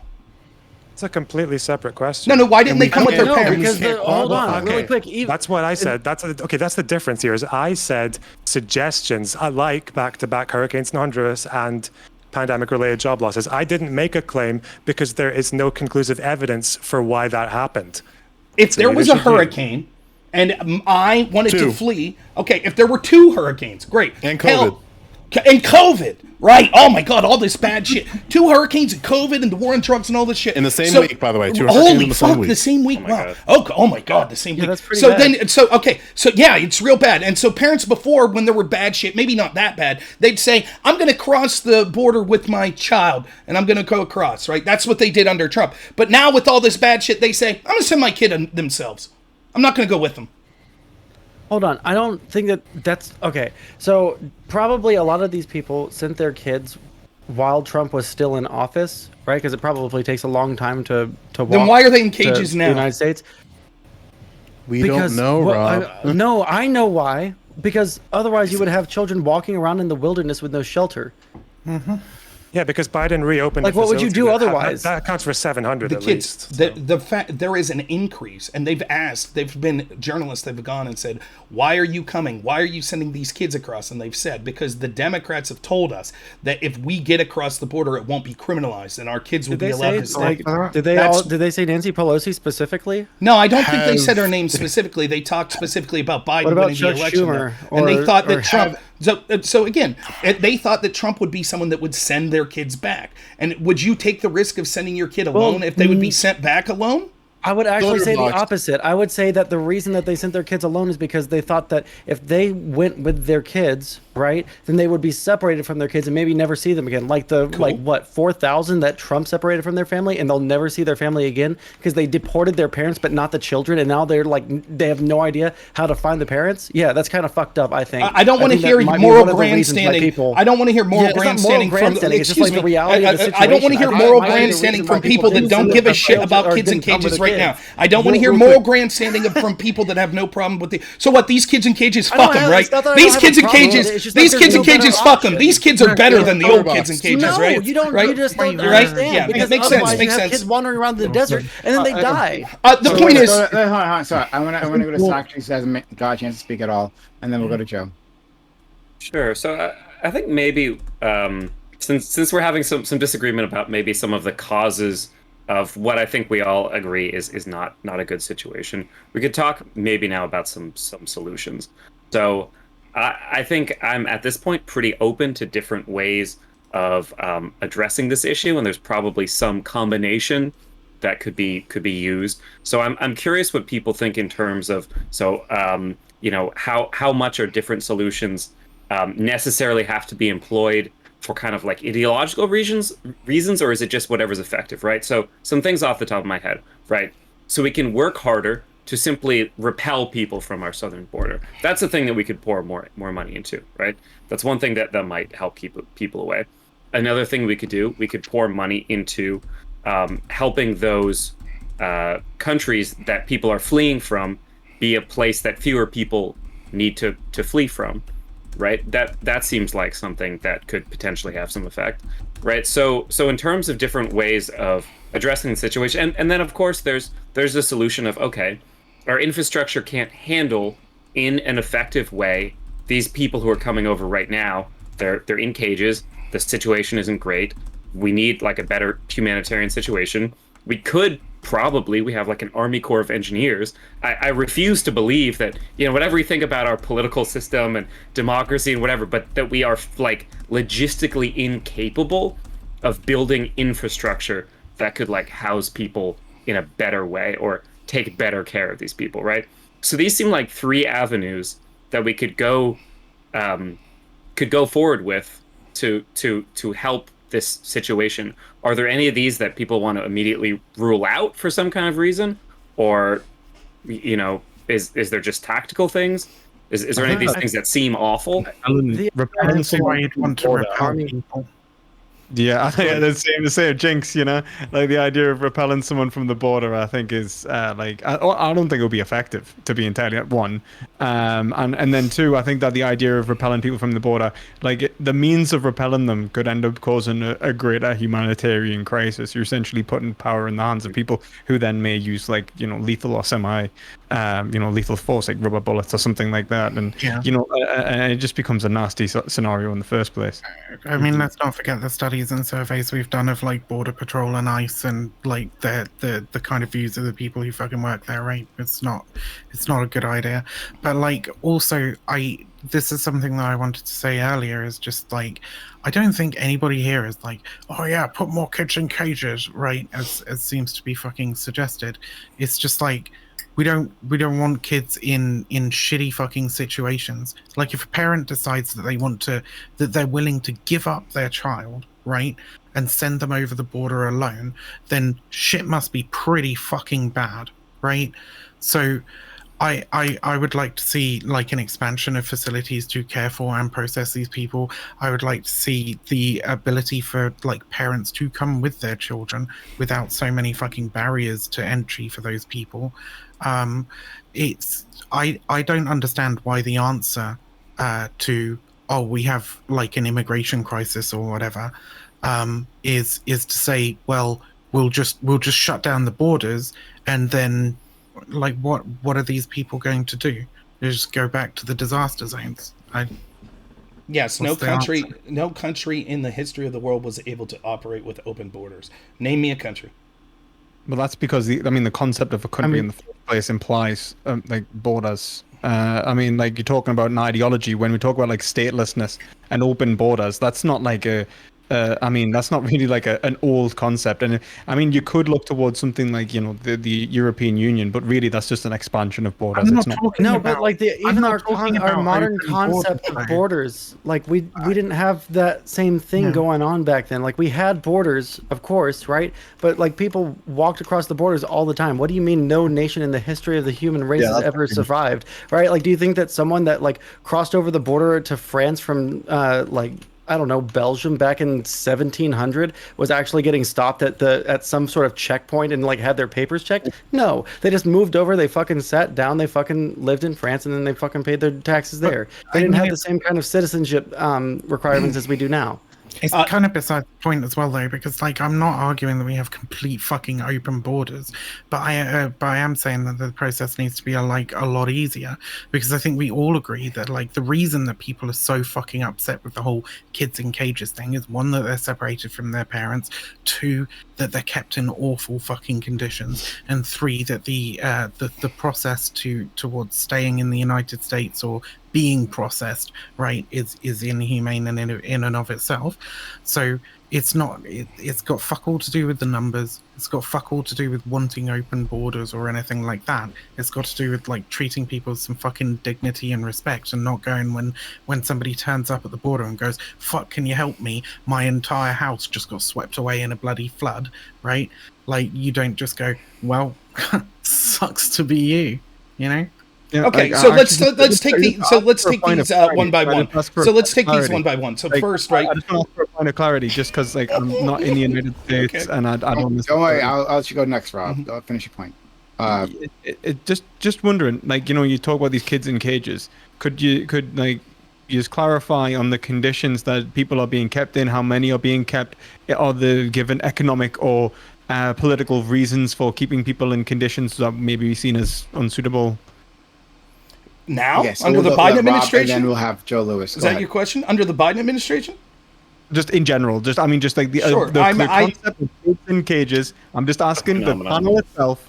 Just wondering, like, what's actually going on with the kids in cages, because I don't know the conditions themselves. So the conditions seemingly are worse under Biden because the overflow is so much worse. I'm not for wanting kids to be kept in deplorable conditions, but we could see that there are practical reasons that they were put into facilities. We didn't that, for example, the most liberal court, the Ninth Circuit Court of Appeals, ruled that you can no longer detain parents with children at the border. That's why they separated them during the Trump administrations, because the most liberal court in the country said that it was illegal for them to detain adults with children. So you couldn't just send the children off on their own and you're detaining the adults. Therefore, you had to have separate facilities for the children. That's how they were separated in the first place. With the Biden administration, we could see that those facilities are at overflow. There's no evidence that these facilities have changed and been more comfortable or anything like that. The point I'm trying to make on this real All quick, the which I offer haven't them been... toothpaste Please, here, or please, do you think please, they are- please. You Holy gotta let him shit. finish.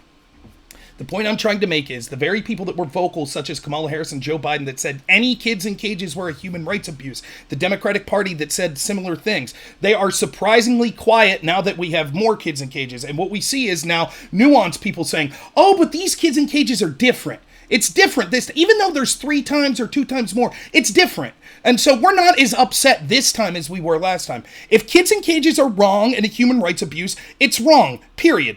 And if one administration that said it was a human rights abuse then results because of their policies or whatever else with 3 times more kids in cages, then it's a real problem. And I have difficulty taking people seriously that are basically ignoring or barely saying anything about Biden, that wanted to foam at the mouth when it was half as bad under Trump. That's the point. Now maybe explain why there's a bit of a difference there. I was going to say, can I just quickly say, like, Like- I wasn't asking about kids in cages with the Biden administration versus the Trump administration. Like, I'm not really that involved in American politics. To be entirely honest, as I said, I think all of you politicians are lizards. Like, I think all politicians are lizards. Like that's fair enough. I just wanted to know about kids in cages, man. I just wanted to know, like, what conditions. Okay, It was well, bad. as They a- were getting, okay. they were getting frozen ready meals for food. They weren't getting like sanitary shit and everything. Like, so some of the facilities that So Joe Lewis, you gonna answer this question, Yeah, or should it's- Vivian ask this question? It's around the number that we're currently juggling around is anywhere we know the minimum, which is currently right under 70,000 children, to answer the question directly. And that's as of 2019. The data for this is kind of delayed because basically what happens is you get information for the current year and the next year. So, for example, probably around this time, and maybe now as we speak, there's probably information for the number for 2020. As of 2021, we don't know that exact number because, like the census data and other data of self-reporting and just immigration data more broadly, it's about a year behind in terms of statistics. I don't know that that's true, but let me. But regardless, to move on. From I mean, this that's point, I'm reading from the.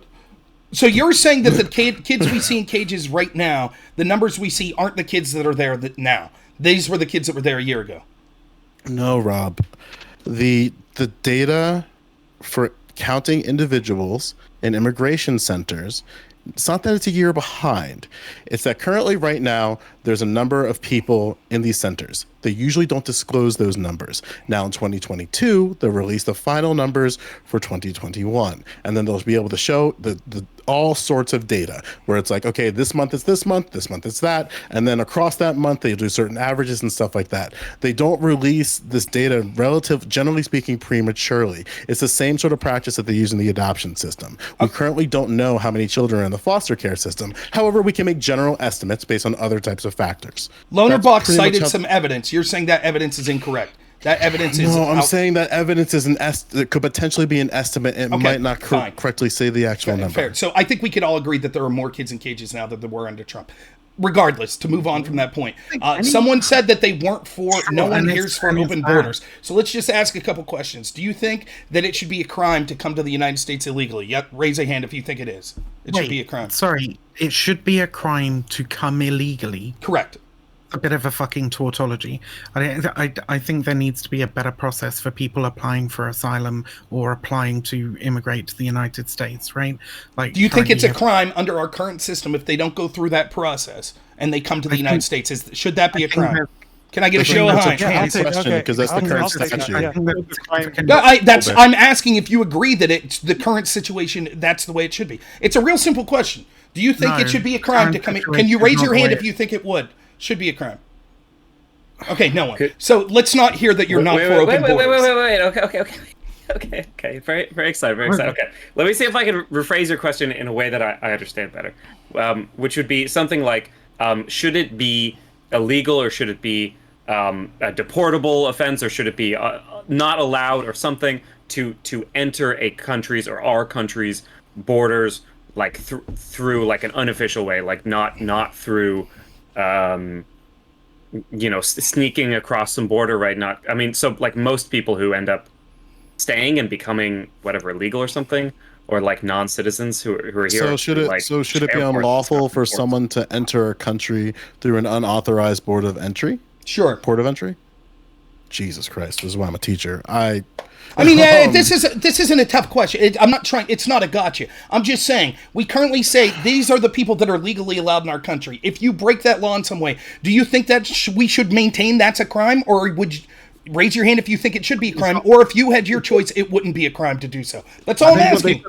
Unlawful, not crime, because crime is indicative of punishment, and then punishment requires jurisdiction over the individual, which then it creates a whole platform. So we should not. It's like you speak over the border, so we put you in prison or something. It doesn't really make sense. All right. So you don't think that people that are here, quote, illegally should be punished in any way?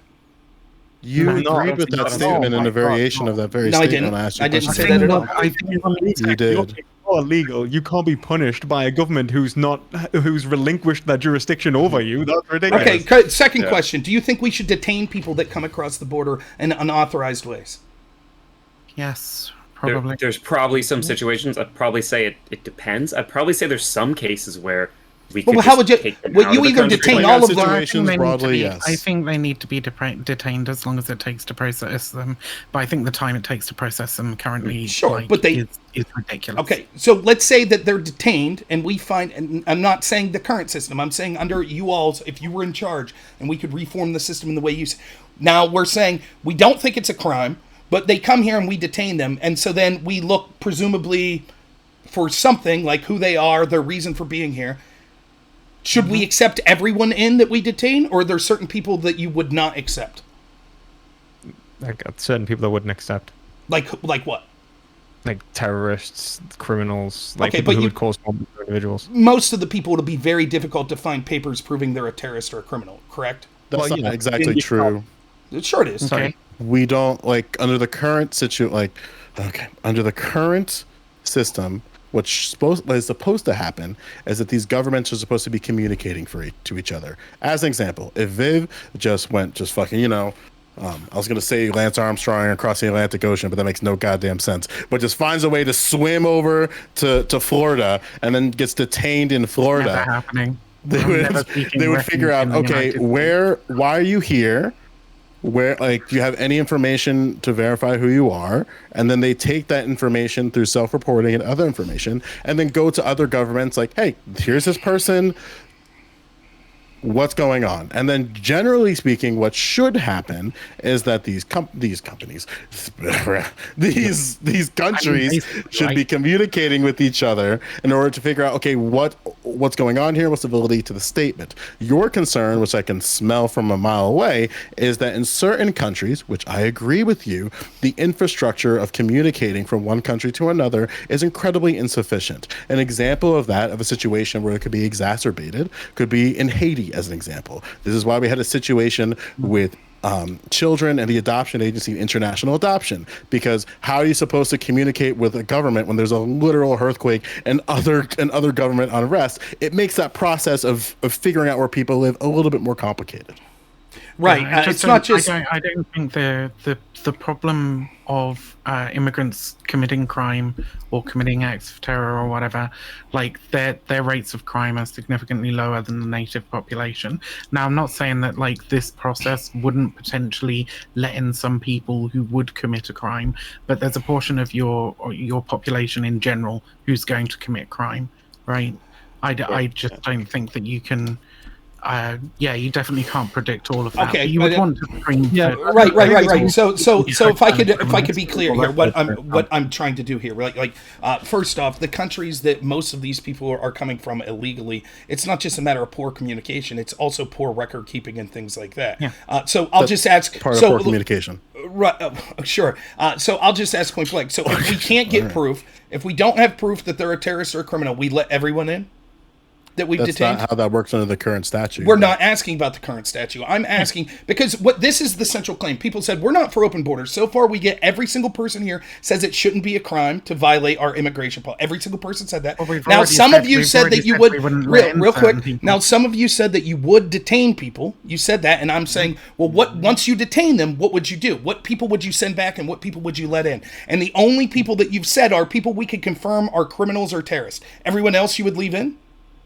The problem here is, Rob, is that the amount of nuance that would be required for this answer, we'd be here for hours. Mm-hmm. So what you're looking for, it's impossible to really get to in the terms of this conversation. We can think of a couple things that we can definitely think at the top of our head, but these aren't solutions. These are just consequences. But if I could get to the solution, right? So if I could get to the solution, so Socrates asked for solutions. The number one solution is if we can't agree that we should have a border, all of these solutions are irrelevant. And it's not just people on this panel that feel this way. These are actual people in positions of power that feel this way.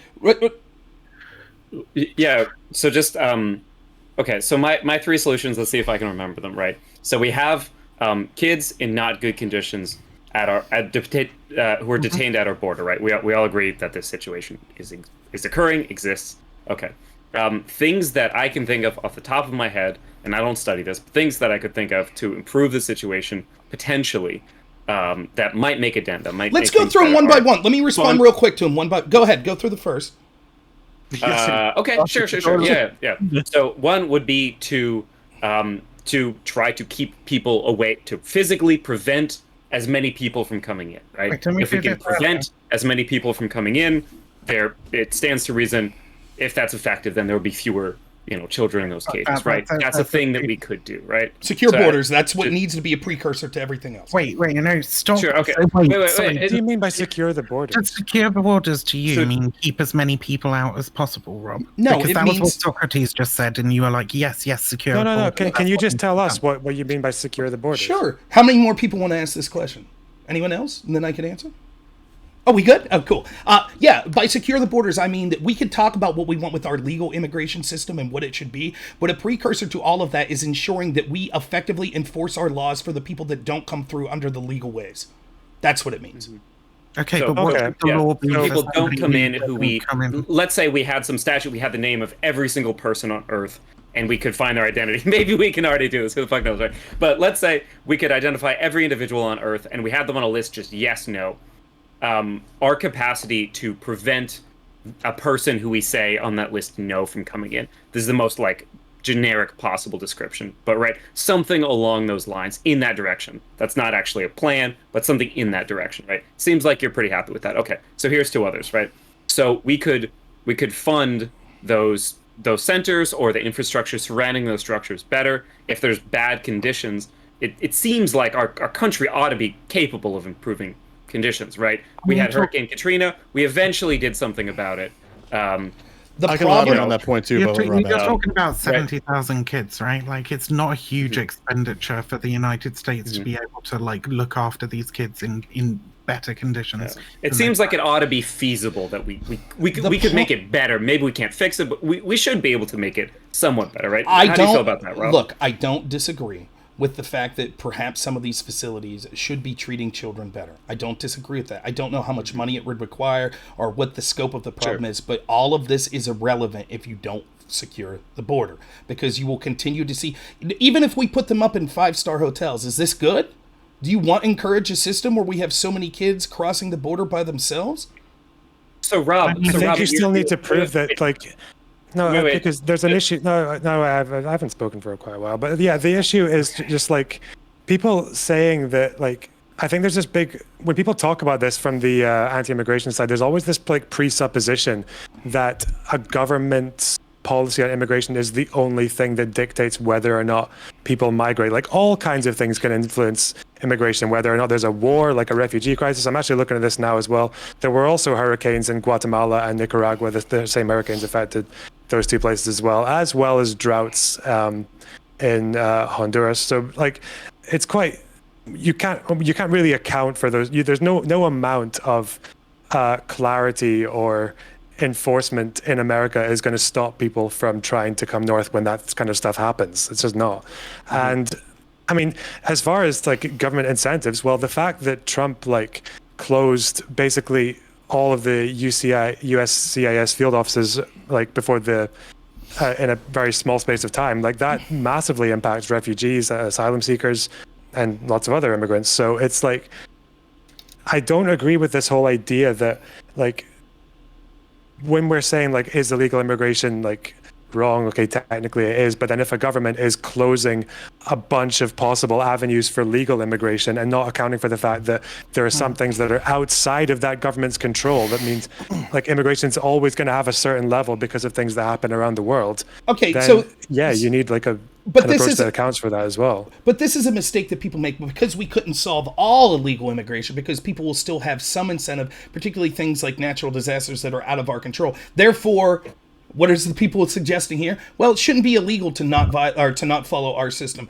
and we should detain people. But the only people we'll send back are people that we could prove are criminals and terrorists. The problem is this, Loner Bucks. The problem, yes, every country is eventually going to have people that try to immigrate that are refugees and things like that. The problem is the scale is much larger when we have people in positions of power and other people that are suggesting that basically we shouldn't have a border whatsoever.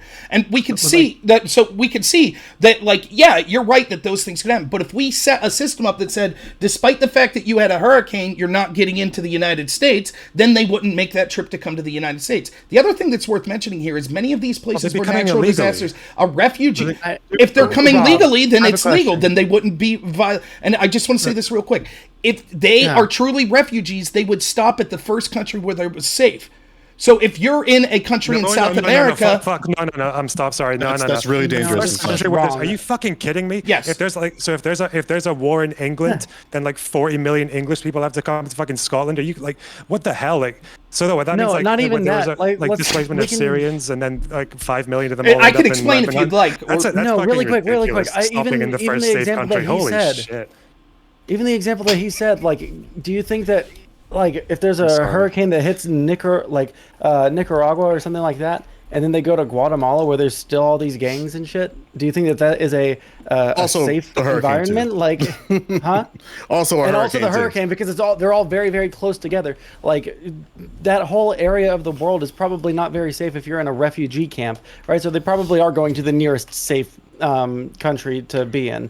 Unless you think that the U.S. isn't as safe as like Mexico or something. Okay, so if I may, what we see, so let's take the situation in Syria, for example. We see people fleeing Syria because there's a war going on there that the United States is largely proctoring. Again, ironic that the same people on the left that are for the Syria war, but I digress.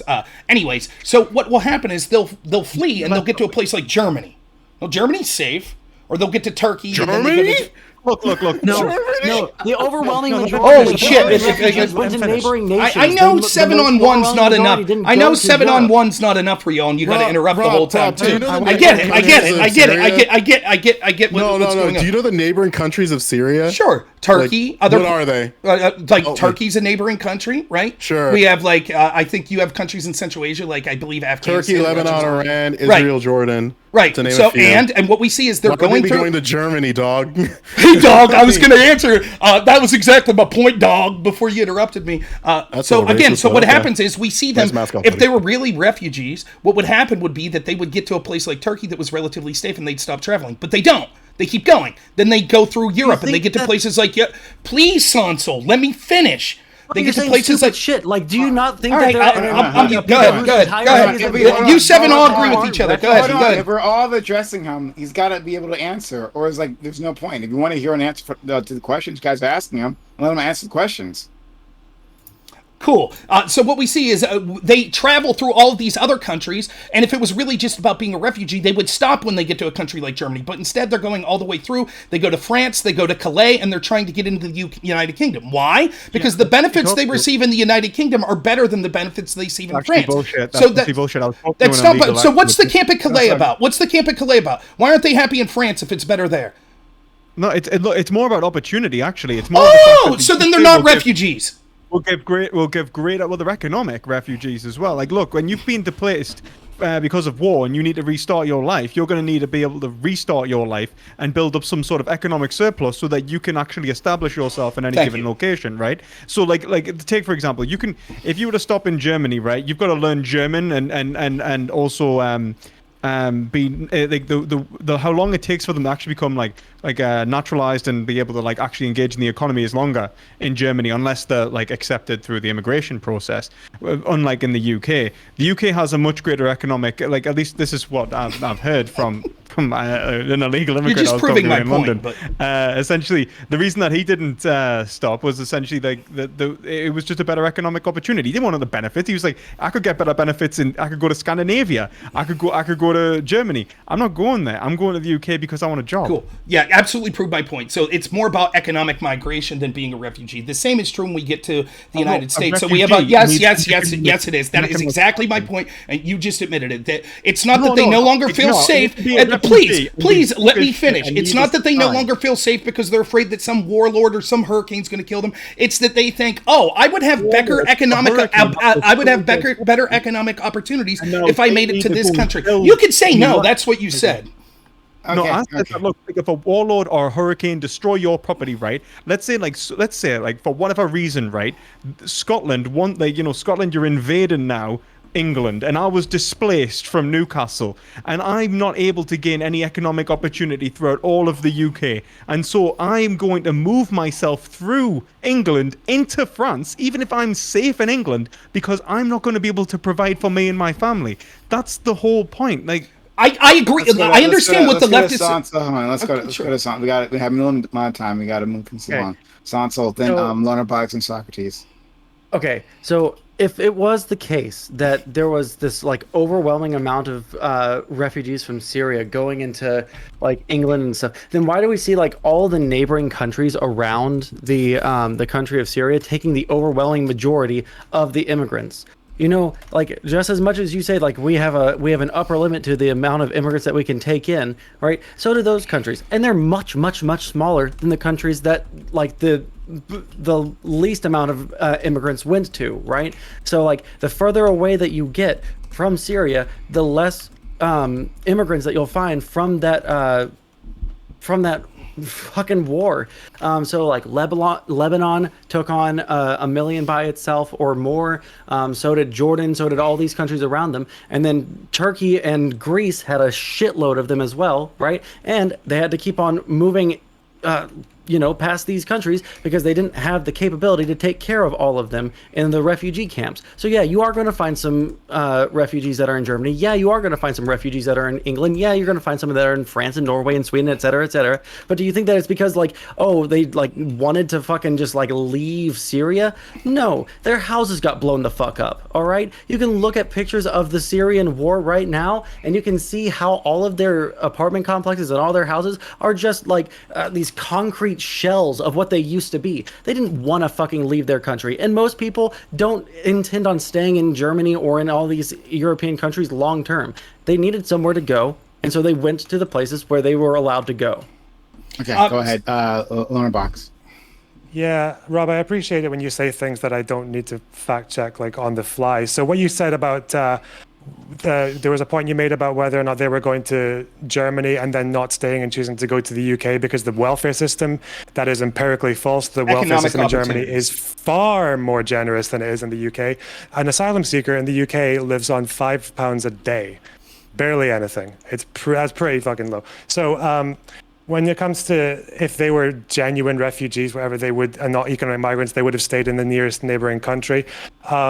I don't know. Like, this is just so like I don't know how. Can you explain the extent to which real I quick, could say this is false? Sure. If I could, could you explain to perspective philosophy why he's a liar then? the story his friend Why? told that they were coming for economic opportunities in the UK? You're saying that that's a lie, correct? One. Why is that in any way? You can have the economic opportunity due to it's Right. not just availability Which is of jobs and exactly my generosity point. of the Which is welfare it. state. I said He didn't because it even- benefits not them just that. economically. It wasn't just welfare state. No. He If I said the welfare state, I misspoke. What I was implying was that it benefits them economically. That's why they're going to the countries. It's not you're no longer a refugee when you get to the first place that's safe. You want to keep going because you want to enhance your economic fortunes. Well, at that point, it's economic migration and not refugees. Simple, easy point. There's No one nowhere disagrees for with them to this stay except in that you. country, Well, though. it's a really good thing that contradicts everything in the UN resolutions that all of our countries helped to draft. So good. Oh, really? It when does? It comes to Lebanon. Can you show me But, yeah, where it when it comes contradicts? to- Go ahead. Show me. Show me in the UN Yes, resolution. The UN. Look at the UN resolution on refugees. It says you do not have. As a refugee, you have no obligation to stay in the nearest country. No obligation. There's nothing in the UN that will say you have to do that. So when it comes to, say, let's just take migration from or refugees from Syria, what you kind of want already happened. 1 million of them are in Lebanon, a country that's 5 million, 6 million people, about a fifth the size of Scotland, like a tiny country. Took 1 million refugees. The UK took what, like 60,000 pending asylum claims at the moment. So, like, what you're wanting actually already happens. Now, practicality. If every refugee is only a genuine refugee if they go to the nearest neighboring country, then you've got 1 or 2 or 3 countries spreading a load of 6 million people at once, or you have what the EU should have done. The EU is very good at getting money together in a very short space of time in a time of desperate social need. They could have distributed that across different countries in Europe so that no country was burdened with like an influx of 2 or 3 million people at once, so that each country actually had a level of immigration that they could manage, because like countries can actually manage quite a bit looking at it historically. So it's not even like, don't even need to make a humanitarian argument to that. It's just impractical. Okay, so if I could respond, what you're talking about is the legal mechanism for which the UN should do something. So when I was talking about the situation in Syria, I was merely pointing out the fact that many people flee Syria and other places where they're refugees, and they walk through many countries in which they would be no longer refugees, but they choose to keep moving for economic opportunities. This is analogous to what we see at the southern border in the United States. So all of these South American places that you talk about, they're going to Mexico and then going from Mexico to the southern border of the United States. And so it's not as if you said like, oh, well, they all suffered from a hurricane and so they're all going to die and starve to death. No, they're clean. They're going into many. Look, you're please, American. please, I'm just wondering, please. would you feel safe? Like if you were like had to economically migrate, would you feel safe like just setting up new in Mexico? It doesn't matter. If I was fleeing for my life, I would take the first place that I no longer felt that I was fleeing for my life. It has to be safe. Right. Okay, I would say that it's again. So, are you saying right now that Mexico is so bad that anyone who wants to leave Mexico, even a Mexican citizen, is a refugee? That's the question. I'm asking you a serious question. I'm asking you a question. Like, yeah, I was trying to answer. I'm just saying, like, look, like, I'm not saying that you know, like Mexico or any of the neighboring countries of somewhere that's facing a massive humanitarian crisis would necessarily be incapable of taking a certain amount of individuals. It's whether those individuals have a reason to feel unsafe. So, for example, like if I'm of a certain ethnicity and I'm passing through like a particular region, let's say I'm Kurdish and I'm passing through, let's say, Turkey, I might feel a little bit uneasy, to be entirely honest with you. There's a lot of racism there. There's a lot of political like instability there that are around these issues, and I might choose to go further. There is an ideological like essentially web that's associated with why people may choose to not settle in the first country that they come into contact with. And there can be economic reasons, there can be social reasons, there could be moving towards, you know, essentially other family members in states that they've already migrated to. There's a plethora of reasons, and I think boiling it down to, they are just trying to milk our benefit system, or they're just trying to, you know, gain economic opportunities and, off the back of a war that the United States actually started.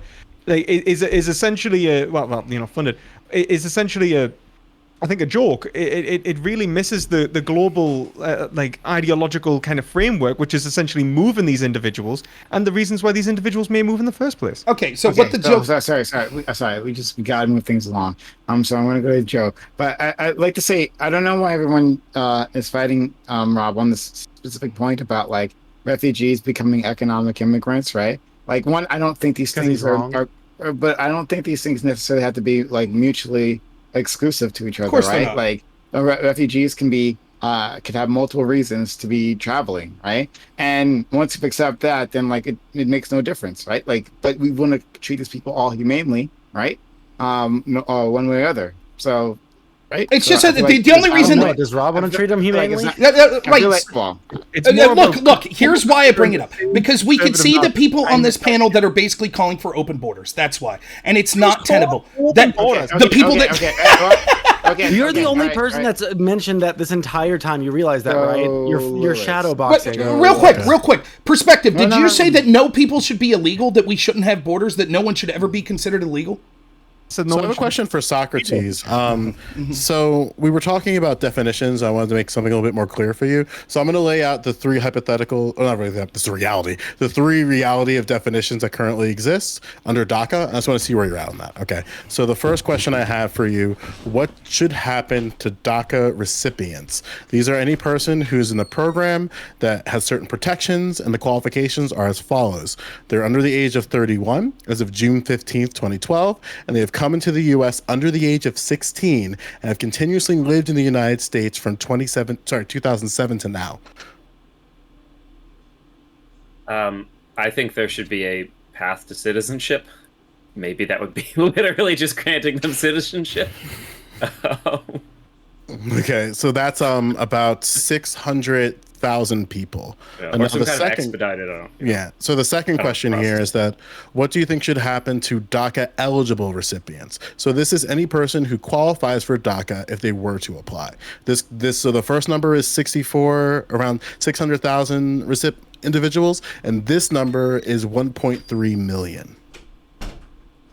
So, first, I just want to say, because this got brought up, my guess is that a lot of people who are eligible but didn't apply didn't want to be on a list. So that's my guess, is that they probably weren't lazy or unafraid. They probably didn't want to be on a list in case something like this happened. I think literally the same thing: path to citizenship, which could be just a very expedited form of that citizenship process, something like that, or maybe literally just grant it. Gotcha. I'm not convinced there's a problem with that. Yeah. Gotcha. And then the final number is what do you think should happen to dreamers? Dreamers are defined as undocumented persons who are brought into the United States as a child. Any child is any person under the age of 18.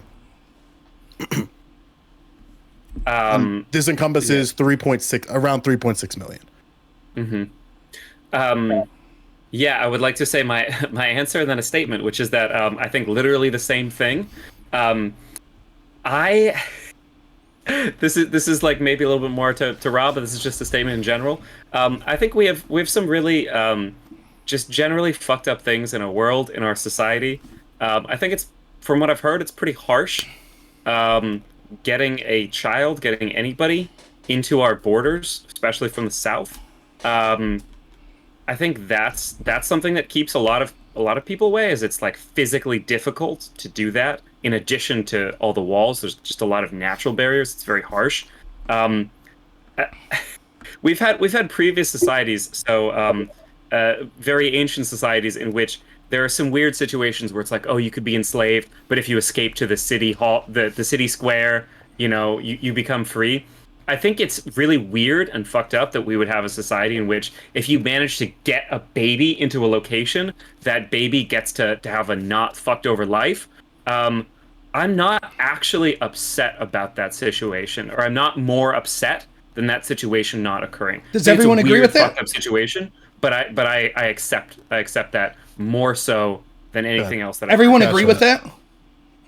Well, I was just initially talking to Socrates about this. It wasn't kind of an open thing, but I'll bring Oh, it back thanks. to you, Your Rob, panel, Joe? because Cool. I'll bring it. I back like how to you because control I the asked panel, you this Joe. question Hey, Prime, why directly, don't you and take a weren't break? able Joe runs the to show, kind of right? Answer it. So earlier, I was a little bit vague and unclear about the current situation. So I ask you these questions in the same way that I asked Socrates. Oh, cool. So Yeah. what do you Please think walk should me through it, happen? Joe. It's your What do you panel. think Go should ahead. happen to DACA recipients? These are individuals who are under a certain program. They were under the age of 31 as of June 15th, 2012, and came into the United States under the age of 16. They have been continuously living in the United States from 2007 to now, what should happen to that group of people? So Currently, that's around 600,000 Americans. Sure. My or individuals. answer, you could go back on the VOD on Primecayes channel, and you could see my answer to when you asked me this question over and over at the beginning of this topic. Sure. What would you do with DACA eligible recipients? These are persons who qualify for DACA if they were to apply. That would be around 1.3 million individuals. My answer is that I already answered this the first 3 times you asked, and you could go back on Primecayes VOD and see the answer. Everyone having fun on the panel? Joe re-asking the questions? We having a good time? I already answered all of this. Yeah. No, He hates me because he hates black people. So dreamers are Racist, undocumented because Joe's a persons racist. who was brought into the United States as a child. Then a child in this case is any person under the age of 18. What should happen to dreamers, in your opinion? My answer is I this answered would be this. Right. These would be 3.6 Sure, million please go on. individuals. Please. My answer is that when you asked me this the first 3 times, I already answered this. So you could go back in the VOD, you worthless racist. Do you want to Joe. change this to Chris Rufo or James Lindsay or something? Come on, Joe, help me out. Didn't Sure. he? I remember him actually answering this, right? Like The we went pro- over this. I don't remember the answer. No, the Pay problem attention. here, the discrepancy that I was talking about, and Socrates knocked on the door, is that there's a group of individuals who are dreamers who are not DACA eligible. So while the 1.3 million who are DACA eligible exist in dreamers, there's around now 2 million individuals who would just be dreamers who wouldn't have protections under DACA. So if you do something, so that was the reason why I was kind of frustrated, because that 2 million group wasn't necessarily being addressed. So I'll ask it here. So maybe he said it earlier. You can just clarify, because I don't think anybody really got an answer that was satisfactory. What do you think should happen to that 2 million group of individuals who are dreamers but are not DACA eligible? And that would be around 2 million individuals. Okay, Mr. Racist Joe, let me answer. It's not that I don't like you because of your skin color. I don't like you because you're a blowhard that tries to control the conversation, and I've never heard a bigger windbag that uses more words That's and not- says that's nothing. not an answer to my question, So Rob. the We're answer on to the your clock. question, as I previously answered, was this. You were very specific and kept asking me this over and over, to which I said that I would be for...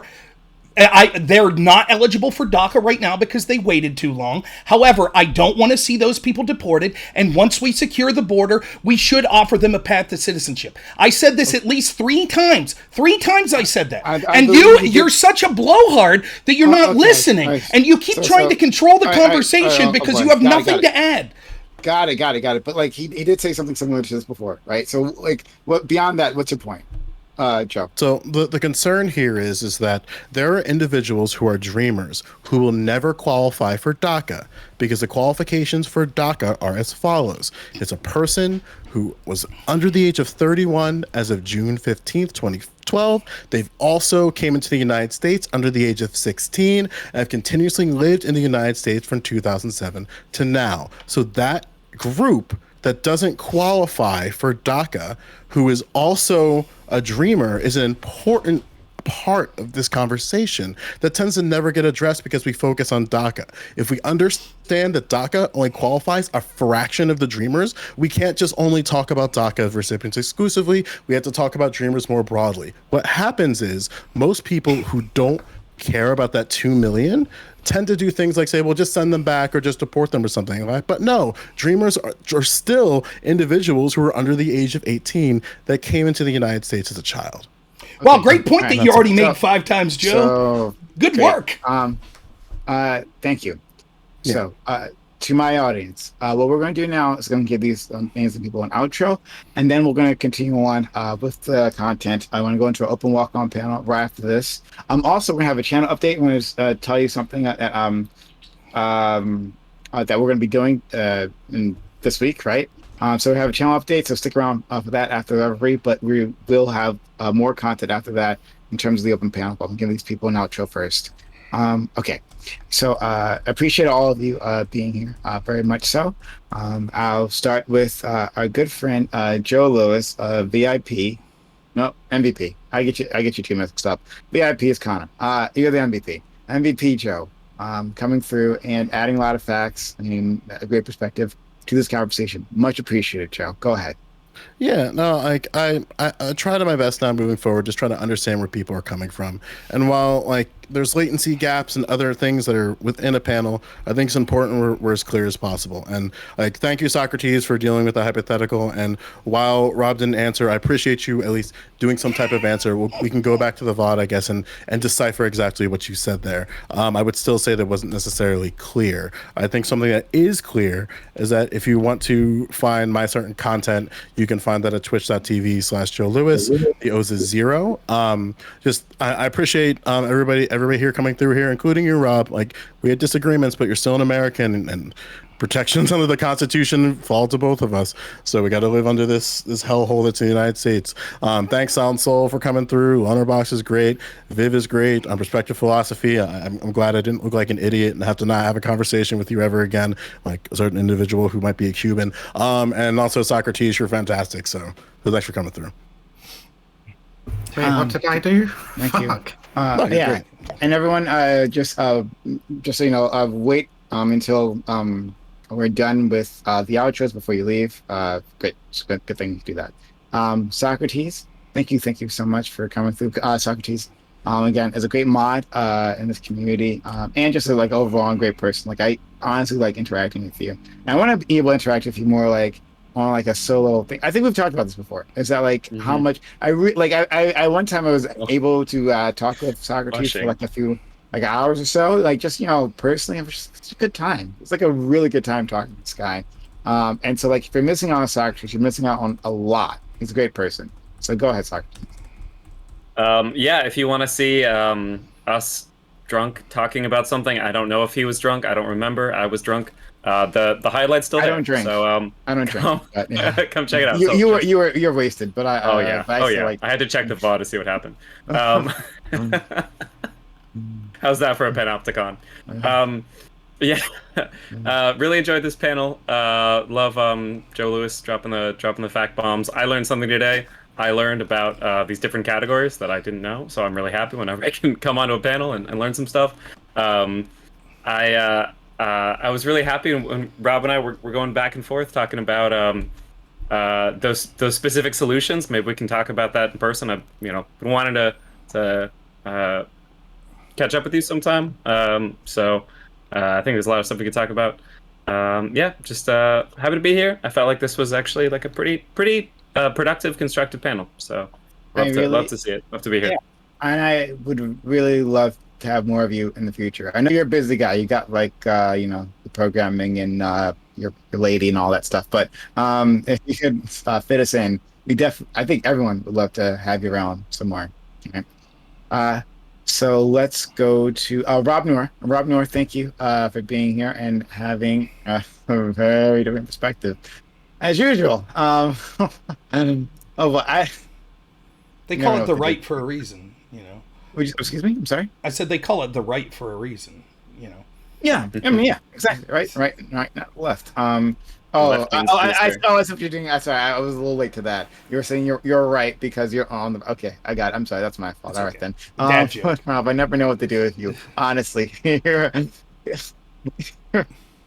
a challenge at so many levels. But still, I like interacting with people who don't agree with me. Right, even if it's a challenge to do so. I actually do like interacting with people who don't agree with me, because then it lets me dig into my own points, if nothing else, right? Lets me dig into my own points and understand like what I'm actually trying to say, and if I even want to be saying it, right? And beyond that, on occasion, and this is very rare, you can learn something from conservatives. Very rare. I don't mean to scare you, audience, but yes, it's a possibility at some point. But don't count on it. Anyway, thank you, Rob Noerr. This is a weird outro for you. Thank you. Coming through. Go ahead. Yeah. So I enjoy talking to people of differing perspectives as well. I don't have a problem with almost anyone on this panel. I will say that it makes you not want to do panels with people when they repeatedly say, you don't like me because of the color of my skin. It's what weak-minded people that can't make good arguments and are blowhards that try to dominate everything say. But they only say that because they're compensating for the fact that they really don't bring anything to value. I would have loved to have answered Joe's question for the 8th time that he's still saying I didn't answer, but sadly we have to go. So also, Socrates, I liked you, but I gotta say this: I'm against mind censorship, but everyone who does this shit with their hand, boy, it tempts me to say that they should be removed from this panel for the rest of their life. I love you, Rob. But, oh God, it's so stupid. But yeah, I mean, I think that the lesson learned here is it was 6v1 or 7v1 or whatever, but I had a great time. I enjoy being the villain for the overwhelmingly left-wing audience. That's no problem whatsoever. If I could give two takeaways, it would be this. One, you could see that although people try to use semantic control and say they don't advocate for things like open borders, that's in tantamount what they're doing. They're saying that they would leave anyone come in, it wouldn't be a crime, and that they would detain them and only send back the known terrorists and criminals.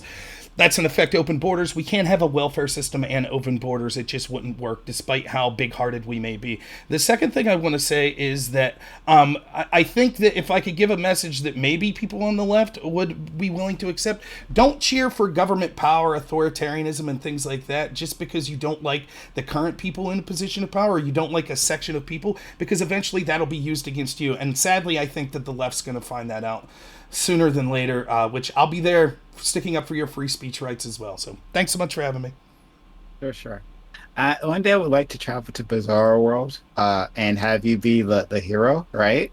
I think it would be it would be interesting. I do right wingers on gay marriage. I'm for gay marriage. Okay, so well, you know what? for that. Okay, well that's good. No, that's actually good. Oh yes. Yeah, we love our gay brothers and sisters. So I haven't seen that, but like I would actually be interested in taking a look at that and seeing how you do. But thank you, Rob. All right, next, Mixavian Wolf. Mixavian Wolf, thank you so much for being here. Mixavian Wolf, as everyone knows, is a regular here on this community, on this channel, and we're always happy to have her around. So Mixavian Wolf, thank you for coming through and being as combative as always. So go ahead, please shout yourself out. Yeah, no worries. Yeah, I'm Mixed Vivian Wolf on Twitch, Twitter, and YouTube. I'm an anti-fascist historian and cult and extremist researcher. I mostly talk about cults and extremism, and that's fun because we live in Hell World, and I love to tell everybody just how much of a Hell World we live in. And you can absolutely have open borders in a welfare state. I mean, the welfare state is paid for by taxes, and the more people you have in the country, the more taxes you can collect. Like, basically pays for itself. Anyway, thank you very much for having me. Yeah. See you around. Thank you so much. Everyone, please check out Mixavian Wolf. I think I shouted her out in the chat. If I didn't, I'll do it again. But okay, let's go to Loner Box. Loner Box, who we've appreciate having here. Like, look, if nothing else about Loner Box, he's brought an excellent accent, right? Usually it's only Mixavian Wolf holding it down with that accent, but now it's got competition. She's got competition from both Loner Box and Lewis there, Perspective Philosophy, and it was really just beautiful. So thank you. Not even for your points, just for that. Thank you so much. Well, thank you very much. I guess if we're using our outros to shoehorn in the odd argument, I might as well just do one. So I won't give any poor advice to any future refugees, especially Americans, now that Comrade Joe Biden is going to install critical race theory into the brains of 3-year-olds. You are a refugee until you claim asylum. By the same token that if a domestic abuse victim runs away from home, stays in the hotel for a night, they're still a domestic abuse victim, even though they're in a safe place. I'll just leave that there. Like talking to all of you guys, even you, Rob. So. Okay. You have a Twitch channel, but also like a YouTube? Oh, me? Yeah. Yeah. Loner Box on all the things. Go have a look. Yeah. So I put the Twitch link in the chat, but also check out his YouTube, please. Next we have Perspective Philosophy. Again, I mean, big ups on the beautiful voice. I like being yelled at by people from Europe. It's actually quite soothing. So Lewis, thank you for joining us. Tell the world about yourself and where they can find you.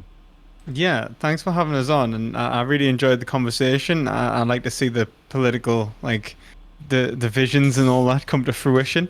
I think, like, I'm obviously sorry for yelling so much about, like, the broader philosophical underpinnings of the United States and the global political environment. Like, you know, it's really where I kind of come from. And if you want to hear more about that kind of political take or philosophical take, and you can find me on YouTube at Perspective Philosophy and Twitch at Perspective Philosophy as well. Yeah, thank you so much. And yeah, thank you for joining us for the first time. We've never had you on before, but I think it was a really good experience. So much appreciated. Thank you. Last but not least, we have Sansol. Sansol, a long time member this community. Sorry, of Twitch politics, right? This guy's been here for quite a bit, and has been tearing it up. And every so often he shows up here, and we have a good time. Oftentimes we yell at each other, and that's even better, right? I mean, I love yelling at people. It's my favorite. It's my favorite pastime, actually. it's even better with his like mustache is growing out the most, right? Then like he can twirl it and he can be the villain. And we don't have Rob here for us. We could twirl and be the villain. But thank you so much, Sansol, for stopping by. Yeah, absolutely. I'm Sansol. I like to be the villain as well, much like Rob Noerr. I like to claim victimhood in that way. I was assigned gamer at birth, so that's my special oppression. I play video games a lot, and I like to argue with people, and I'm always right. That's all. Okay.